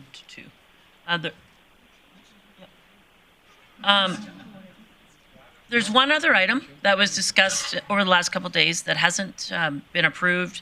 If there's no one interested in making a motion, there was a suggested funding source, but it was brought forward to council for considerations and initiatives, or actually it was deferred to budget deliberations in regards to funding a backbone organization for food security. The suggested funding source for that was Council Strategic Initiatives. That fund has approximately $565,000 in it. If somebody's interested in funding Helping Hands as per the administration's recommendation, it's $80,000 per year, and it would be $160,000 coming from Council's Strategic Initiatives Fund. If anybody's looking to make that motion, I'll look for one of my colleagues to jump in the queue. If not, the backbone organization will not get funded. Councillor O'Toole. I would make that motion to support that organization. Okay. So the motion is in order. I do have a question for Chief Lemieux, but he's not here right now. I guess, and I'll just, and the CAO can probably answer it, but in the discussion at standing committee, it was identified that administration's intent was to go to work with the identified organization who came forward to say that they were the preferred choice, but as recognized, the only choice that thought they had the capacity to do this. But it was identified that that administration was going to work with this organization to find a path to bring together other organizations for finding efficiencies, to remove duplication of services and offerings, and find a path to work with all community organizations so that food security had a more thorough and efficient offering in our community. Is that correct in the intent of administration? And that's the correct. As we would do with any other organization that we're funding, we would establish a funding agreement with those clear expectations identified and agreed to in advance of any funds flowing. Okay. Open up for discussion and debate, recognizing Councillor Burke. Yeah, thanks, Mayor Clayton. Question for administration. From what I understand, Helping Hands did get letters of support from other organizations in the community, basically saying that they are willing to work with them as they work towards becoming that backbone organization. CAO Burke. That is correct. I don't have the names handy here, but it was confirmed to me that we have received those letters of support. Okay, thank you. Councillor Blackmore. I do see that Councillor O'Toole's motion breaks it, the amount down to $80,000 per year. And I would like to know that we're going to have some kind of touch point before we fund the second year, because we will know within the next 12 months if it's going to work or not. If it's not going to work, I don't want to keep throwing money at it. Yeah, and I think the intent was a funding package, but I'll leave it to CAO Burke to address. That's correct. That's what we'd recommended was to break the funding up over 2 years so that we could have that touch point after the first years. We also do think it's important that the funding is identified to fund it for the 2 years. That'll help in the planning of that organization as they staff up. But the intent is to do it in 2 different tranches. Okay, thank you. Councillor Bressy. Yeah, thank you, Mayor Clayton. I'm really struggling with this one because I see the need for a backbone organization. I see the appropriate lane of us to help fund that coordination of efforts, and I absolutely love what Helping Hands is doing. That being said, I especially without knowing which organizations wrote those letters of support, I am worried about, does this actually have buy-in from all the organizations it has to have buy-in from?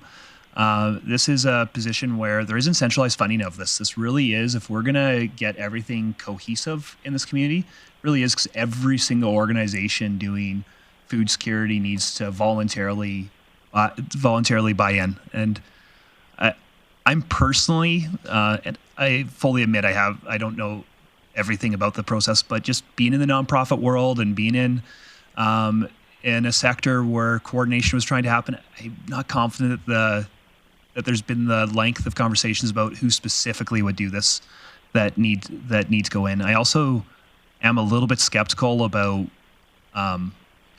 the suggestion that it should be a food service provider itself doing this. I think part of the Backbone's job and part of the job of coordinating efforts is saying, well, organization A, you're going to do this and you're going to stop doing this. And organization B, you're going to do this, you're going to stop doing this. And I actually think there might be benefit to having somebody who's not directly delivering those programs, having those conversations.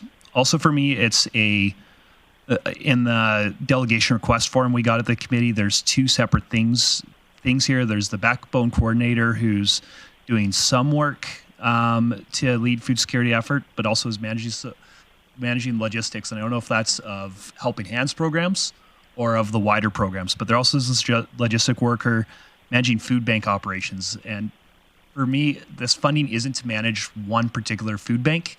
It's to work on the overall system. And so I'm not fundamentally opposed to this, but I just can't quite get comfortable with this yet. And again, that's not because I'm not comfortable with Helping Hands. I love that organization. It's not because I'm not comfortable with the concept. I just think there still needs to be some work to fully flesh out what are the expectations of this. And I'm just not quite comfortable that work's been done quite yet. Recognizing Councillor O'Connor. Yes, thank you, Mayor Clayton. I also echo Councillor Bressy's comments that I don't have that total confidence that this is the right way. If this was a city-run Backbone organization and they coordinate with all the groups, I can see funding coming from some source to support that. But at this point in time, I don't have confidence and I cannot support this motion going forward. I'll just jump in the queue. I think if you recall, administration said that the intent was for them to continue to work with this organization. Administration has spent a lot of time through the FAST organization and group, which is a conglomerate of organizations who are willing to provide services and each provide different services. Administration recommended and this organization because they have been doing this background work, the background check on capacity. And the other piece of it is by funding this, administration is not going to stop working with them. They're going to continue working on them. And if we don't fund this, nobody's doing it. So it's a decision of whether or not you prioritize food security in our community, because there's an opportunity here for an organization to work with administration without us hiring another staff to do this. And so this is where the collaboration between our representative, Ms. Wenzel, identified the fact that they will be working very closely with this organization to tick the boxes as assessed and required to the needs in our community. Councillor Blackmore? Yeah, just to comment on Councillor Bressy's concerns, I think that's why we're building in a checkpoint in 12 months. You need to give organizations the opportunity to step into this vacant place or vacant position in the community. Should it work, it will be a significant change and a significant improvement to how those organizations work together. And I think that the opportunity to do that is worth the risk of at least 1 year of funding.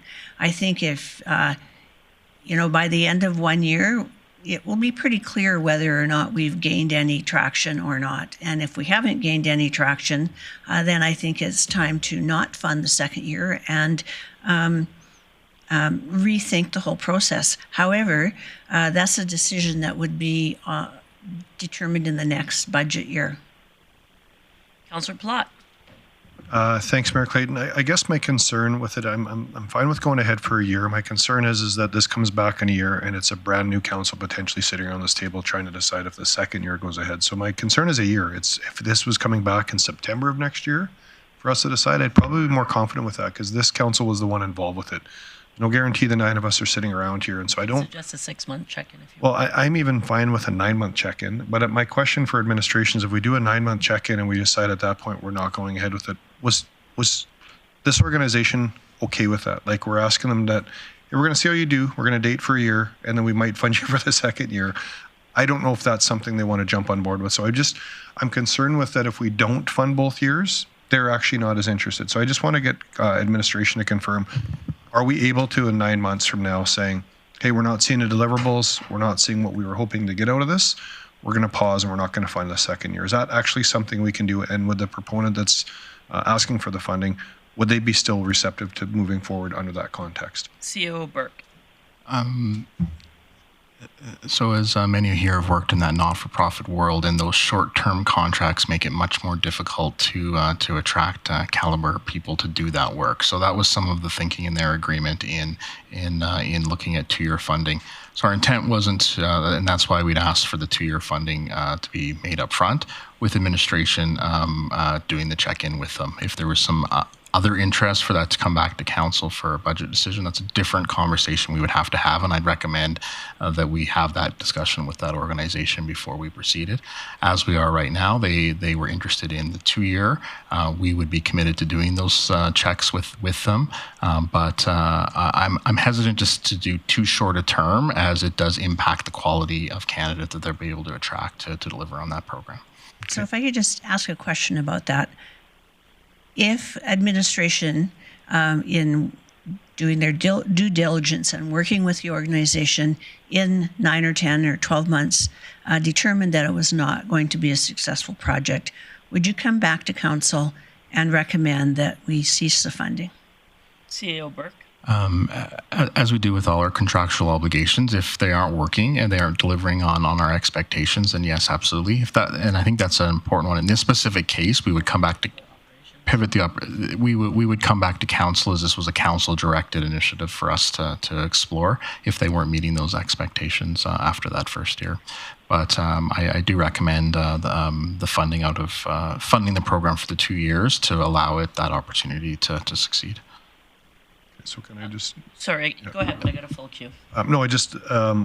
my question then would be, are we able to...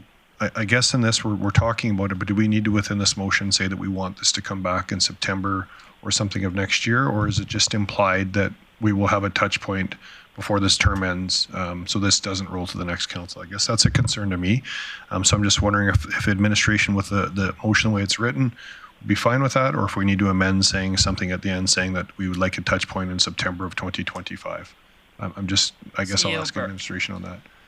So what I would encourage, if that's council's intent, is to provide the funding for the 2 years so we can advance this project, and add in the addition that council would or committee would like a touch point or an update on this program in September of 2025. So I'd encourage you to add that in if that's the intent. So I would just ask Councillor O'Toole, it would be a friendly amendment if you would be willing to add that in at the end of your motion. I'm in total agreement of that. Okay, thank you.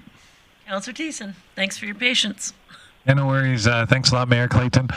If you know me, you know that food security has been on my mind since before I even got on council. I came to this table with the idea of creating an edible landscaping policy in the city of Grande Prairie, with the hard work of administration and the keen votes of council, created the first of its kind in the entire world. This has gone a long way to at least easing the burdens of food insecurity in our community. And as much as I agree that we need a coordinated organization to help us in this field, I also have my own concerns about just the 2 years and what happens if, in perpetuity, we end up continuing to fund this because food security hasn't gotten better.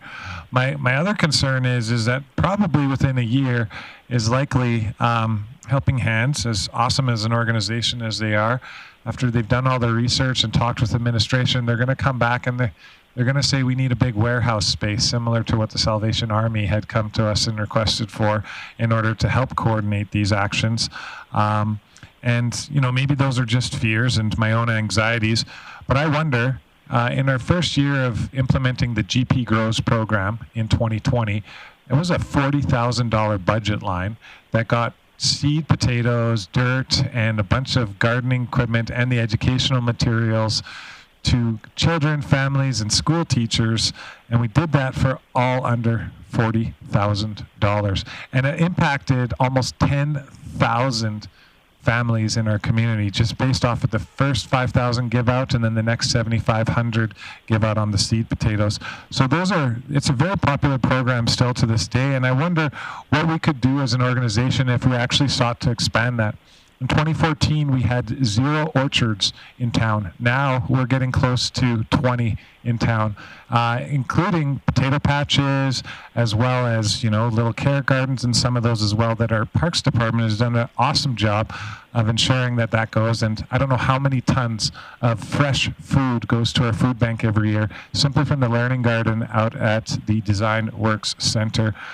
I also wonder if maybe council, as a backbone to the community, as the leadership, if we have a role in advocating to the province, who also knows that food security is an issue, that perhaps they should look at the school system and maybe start making some investments in infrastructure as well as the curriculum to teach kids while they're young to cultivate and grow their own food, which I think would go a lot farther for lifelong learning, food security, and sustainability. So for all those reasons, I'm very hesitant to vote in favor of this here today, as great as an initiative as it is, because I just see future costs, and I wonder if we can get more bang for our buck if we applied it differently and we look through the lens a little bit differently as well as to what we can do. I think advocacy should be a top priority here. I think education should be a top priority here, and I think continuing to work on the premise of the edible landscaping policy and the GP Grows program is going to go really far to ensuring that people have healthy, sustainable food that grows in our community year-round. So for all those reasons, I'm kind of leaning to a no over here. So thanks for listening. Thanks, Councillor Thiessen. Just a question for administration. Chief Lemieux, GP Grows falls under you, I'm assuming? Somewhat. Okay, so think it's a great program. I'm just curious, the $40,000 is primarily for product. Is there any staff time incorporated into that? I'll double check. I don't believe there's hardly any staff time. Okay, so this, as identified from FCSS and Ms. Wenzel and her team, was to really provide that person to work with organizations for efficiencies. Councillor Bressie. Great. Thank you, Mayor Clayton. I think you probably all noticed that I really do lead with data and facts and figures. And so I say that to show how unusual a statement this can be. I don't know if I ever said this in council chambers, but for me, this just doesn't feel right. And it doesn't feel right based on being a nonprofit director running youth programs here when the city tried to pull together youth programs. This was about 10 years ago. City tried to pull together youth programs for a more coordinated approach, and it didn't go well. And this is feeling similar to that. And again, I've got a lot of confidence in Helping Hands. I've got a lot of confidence in the idea of a backbone, but I think how you build to this really matters. And I'm reading the administrative report, and a lot of this is being based on one meeting that happened September 5th, where 17 organizations were invited, but only 10 were able to show up. So that tells me there's 7 food serving organizations in the community that didn't show up at that meeting. I'd also say in this report, it says most, but not all participants in that meeting felt that an existing community organization providing food support should take on the role of the backbone organization. It tells me that we only know we've got buy-in from about half of our food serving organizations here. I'm also not hearing from most of those organizations that for sure Helping Hands is the one. And I'm not saying we can't get that. I think we probably can get to a place where, given the right time, given enough, we can get the majority of these organizations saying, yeah, we need a backbone, and yeah, we agree on who it is. But if we don't do that hard work up front, I just don't think this is gonna work. And so for me, that's why I can't support this quite yet. And it's not even about risking the $80,000. It's about risking, if we don't do this right, I think it falls apart, and we lose years of being able to coordinate efforts. It's not about the $80,000. It's that I want to do this right. And so I'm still considering this motion because I also do get the need. I might be yes, I might be a no. But I really, if this motion does pass, I just really encourage administration and Helping Hands to spend a lot of time talking to all the food serving organizations about what are the terms of reference of this position going to be, what do the food serving organizations, what are they willing to buy into, what aren't they, and just really needs to be a collaborative, letting them lead and coordinating them leading, not just looking at the system ourselves or with this one organization and this one organization seeing here how it's going to be. But I am nervous about the start. And again, that's coming from a guy who was in a nonprofit space and went through the city trying to do this in another field different times, different management though, different organization, different organization. But just my spidey senses are going, and I hate saying that in debate because I'm usually a data guy. Councillor Berg. Yeah, thanks, Mayor Clayton. A couple things around this. I do support this because we have gone to the community and we've asked somebody to be the backbone, and somebody has stepped up and is willing to do it, and they're telling us the costs. What my fear is that if we defeat this, then we won't ever have anybody step up because of, we've already had potentially 2 failures around this. The other thing around it too is because it's potentially coming from Council Strategic Initiatives Fund, if it is defeated, we can ask for a little bit more information around from administration on the structure and direction, and we could really put this through at any time, be it committee or council. So I don't necessarily sense urgency, but I don't want to defeat this outright and discourage them from coming back and working with administration. Because again, we have gone to the community, we have had somebody step up, they have found some measure of support. But on the other hand too, I do think that maybe more work needs to be done, but maybe that's funded work as well. So I will support this to move it forward. But if it is defeated, I still would like to see some measure of cooperation or collaboration with those organizations so that we don't scare them off entirely. Councillor Bosch. Thank you. Essentially, that's what I was going to say. Thanks, Councillor Berg. Being this is the Council Strategic Initiatives Fund, I think we have time. I don't think it has to be done today.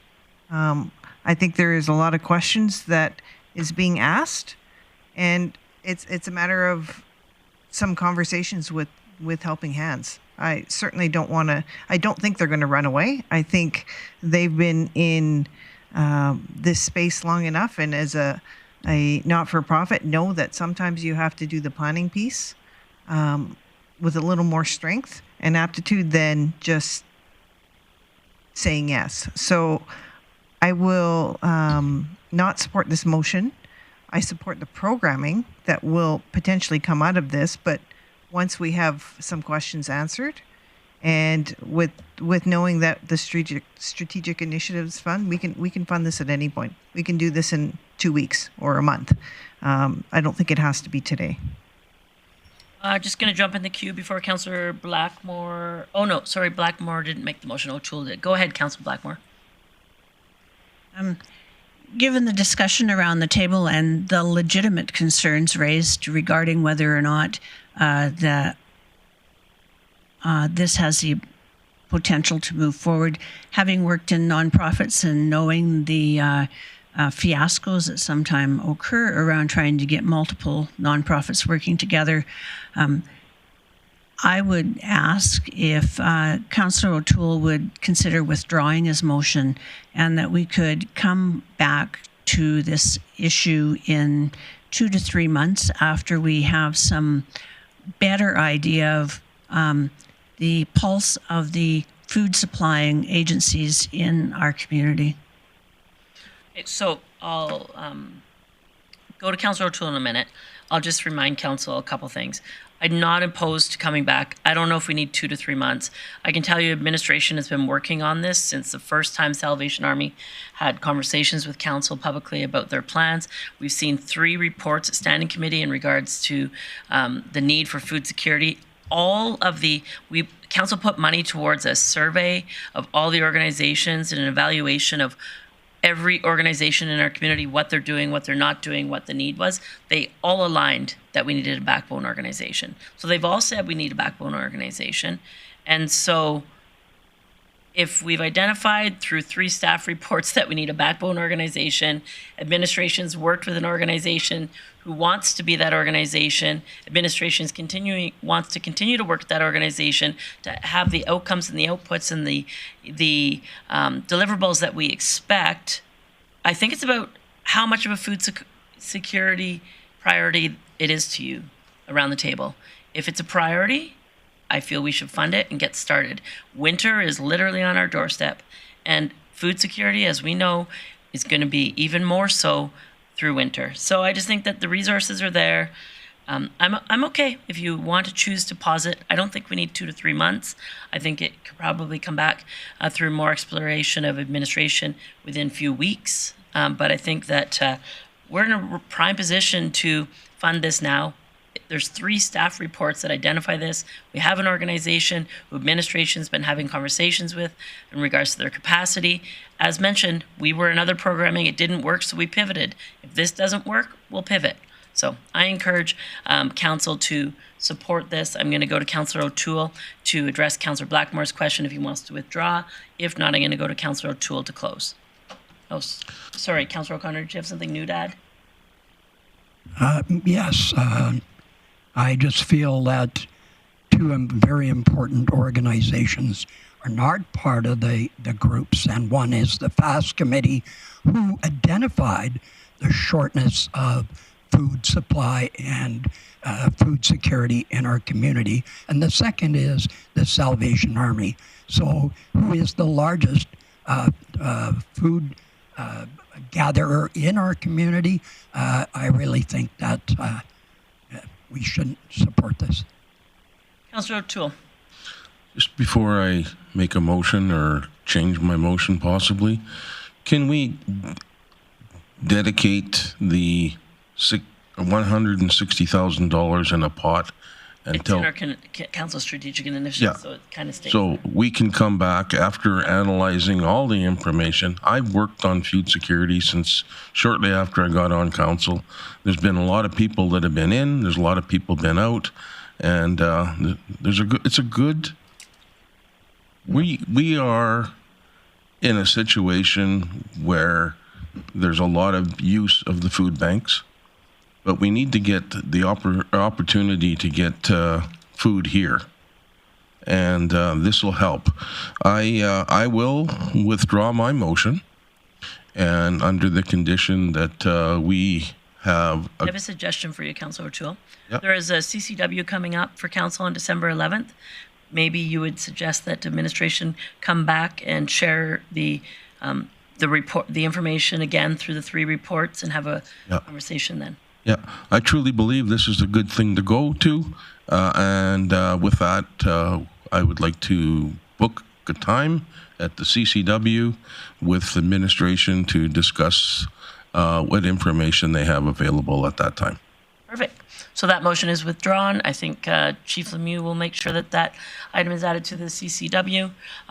To my knowledge, there is nothing else outstanding, so I'm going to suggest that we take a break. Oh, on what? He withdrew it. There was no motion. Oh, we don't need a motion for that. No, the CAO said we don't need a motion for that.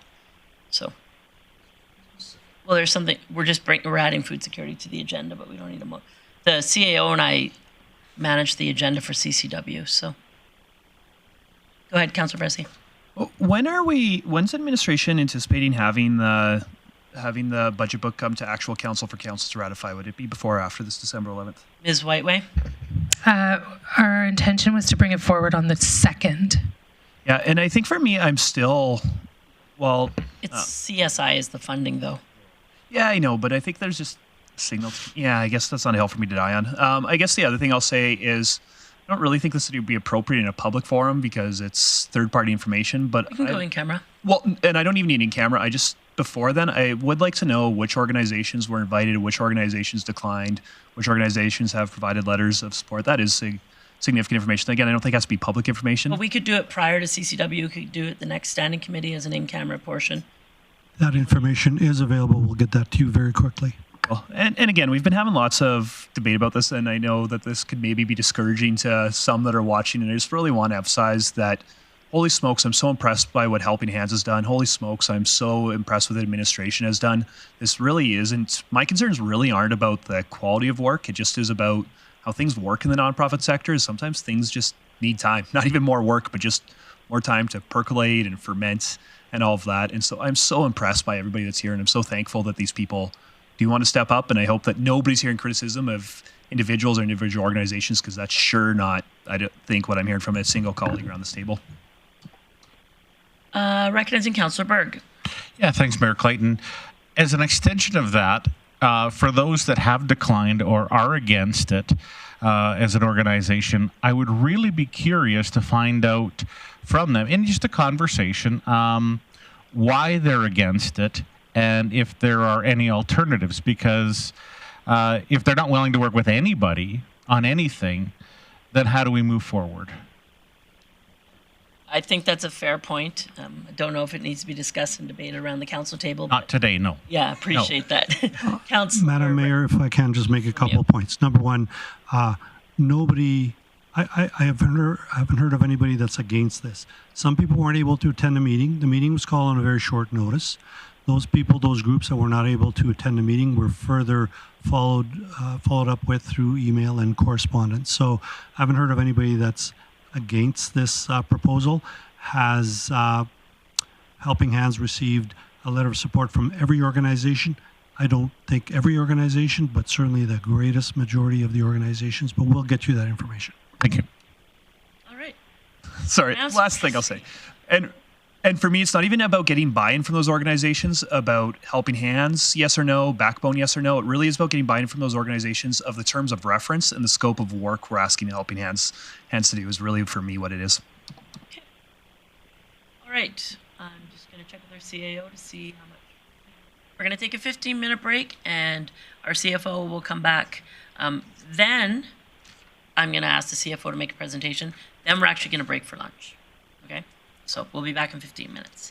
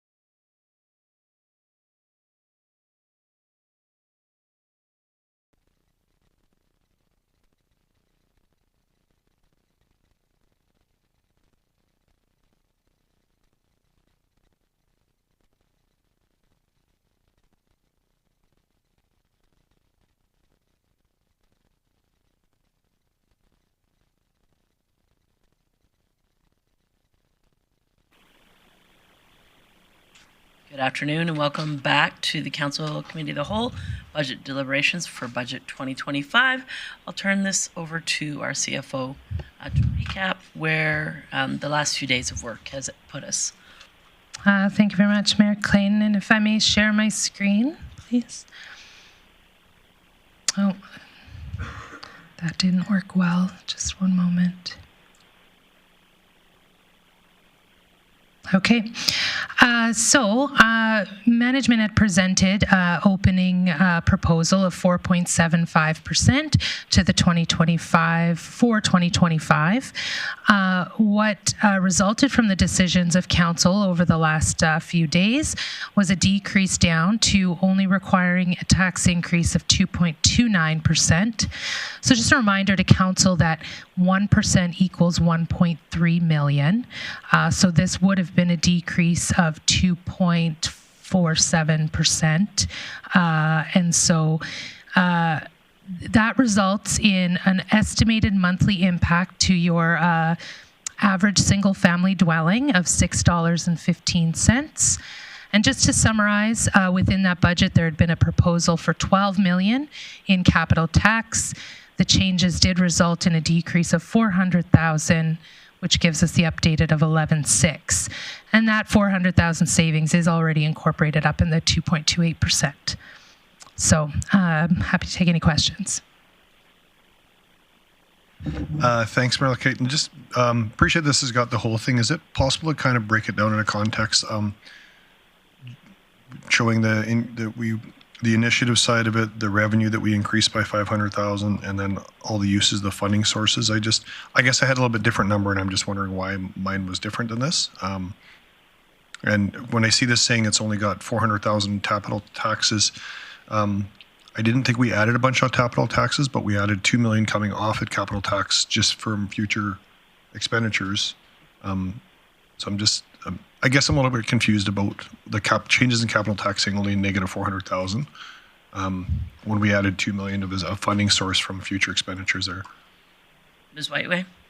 I don't have a summary I can display right now. I'd have to clean up the work. We do have 3 individuals tracking this from finance, and all of their numbers have lined up. I'd be happy to put together an email out prior to December 2nd, if that would work for council. That way you could review exactly what went into that 2.28%. That'd be great. Thank you. Yep. Anyone else? Councillor Bressie. I think I just want to make sure we're all on the same page. My understanding is that the 2 million pulled out of the surplus wasn't specifically for capital tax. It was just for operational needs. Am I correct on that? You bet. Okay. It was applied against the 4.75, correct, Ms. Whiteway? Correct. But not necessarily capital tax removal. Yeah, we didn't specifically apply it to capital tax. Capital tax comes as an expenditure in the operating budget, so it essentially will just it nets out to save what to decrease your revenue required. Okay, Councillor O'Connor. Yeah, just looking forward to 2026, I see there's a potential for 7.48% required. So I'm assuming that we will have that in control and try and manage that going forward. I always like to have it more evenly spread out. So I'm not sure if what we do today can affect what's happening in 2026. So just concerned that it's a high number. All decisions that council make lend a path towards what next year's budget looks like. Administration will work very hard to align with council's priorities to get the budget in 2026 where the council of that time decides appropriate. All right, I see no one else, so there is some suggested motions in your e-scribe on item 12 of the budget. Councillor O'Connor. Thank you, Mayor Clayton. I'd like to move that council direct administration to prepare amendments to the fees, rates, and charges bylaw incorporating the decisions made. And 2, recommend council approve the 2025 operating budget and the 2025 capital budget as amended. And 3, recommend council approve in principle the 2026 to 2028 operating budget and the 2026-2029 capital budget as amended. All right, so all of those motions are in order. Recognizing Councillor Thiessen. Yeah, thank you very much, Mayor Clayton. Just speaking to this motion, I'm walking away from this table really, really happy. I just want to send out my sincere thanks to administration, to our staff, and to City Council for the hard work that everybody put in the good thoughts. We didn't always agree, and maybe, between admin and council, we didn't always agree with the direction on each other, but it always stayed respectful, and it always was mindful to what was best and in the best interest of the citizens of our community. So this budget process has been a pure joy for me these last 3 days. I always get excited. I know Mayor Clayton walked in and says, my favorite time of the year.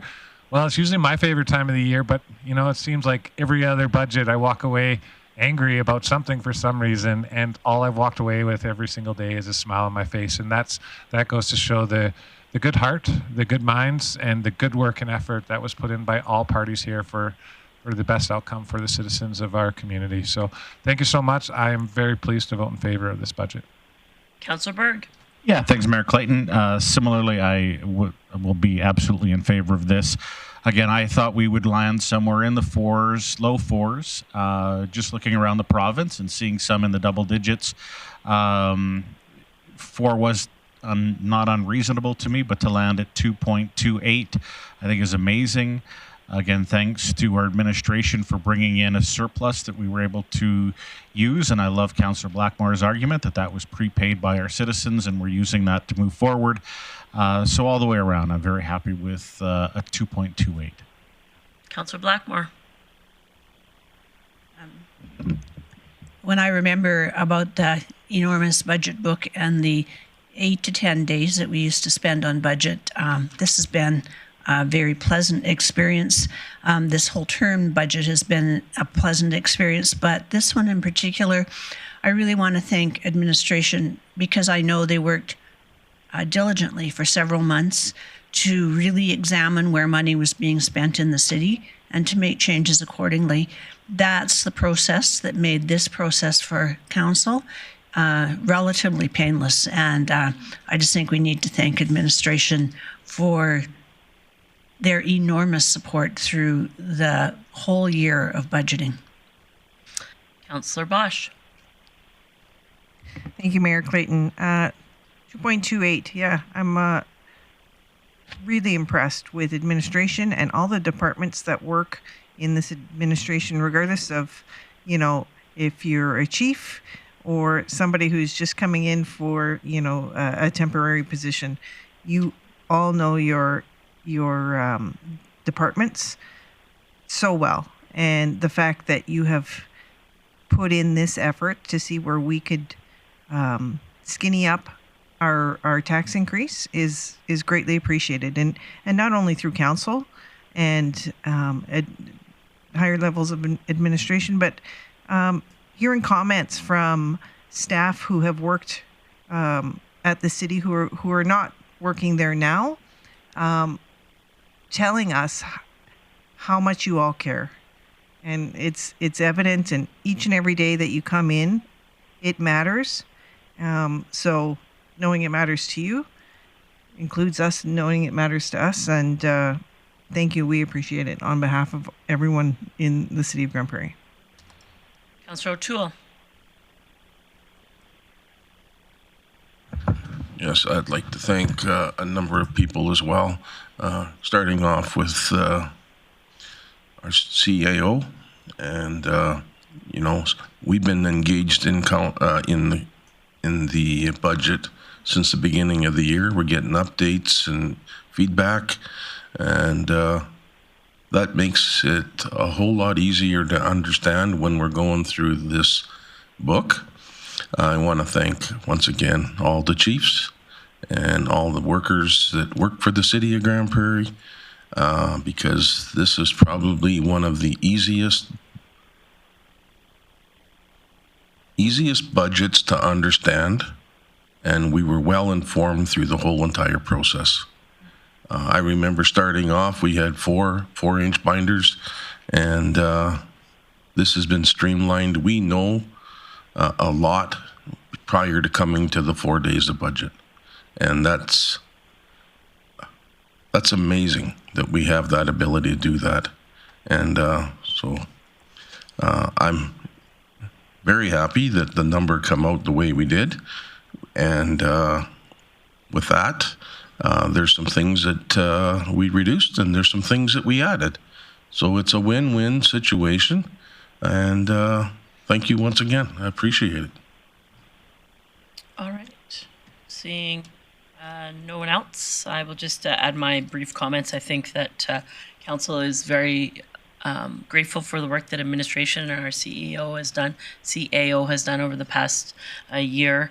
Having 4 budget check-ins allowed council to have an opportunity to prioritize and have input on where this budget was going to be. I also need to acknowledge that we have a reputation of having the highest taxes in the province, which we know is absolutely not true. When you combine mortgage payments of the average housing price in Grande Prairie and the tax payment, we are very, very, very affordable to live, a community that's very affordable to live in. And when you combine that with a cumulative of tax increase over 7 years, combined to be 6.15 over 7 years. So it's less than 1% increase per year over 7 years. So that attests to the significant work that administration does on a daily basis, and as well as the foresight and the determination of council to continue to make this community an affordable place to live. I can tell you that over 20% combined CPI compared to a cumulative 6% increase is something to be proud of. I work on a regular basis with our mid-sized cities and their mayors, and I tell you that we once again will be the lowest, and if not the lowest, one of the lowest taxed communities in the province. It's something to be proud of. So I thank everyone around the table. I don't want to celebrate a tax increase. It's not something we should be proud of, but we're proud of the work that we put in to get to where we got to. So with that, I'll call the question. And thank you, everyone.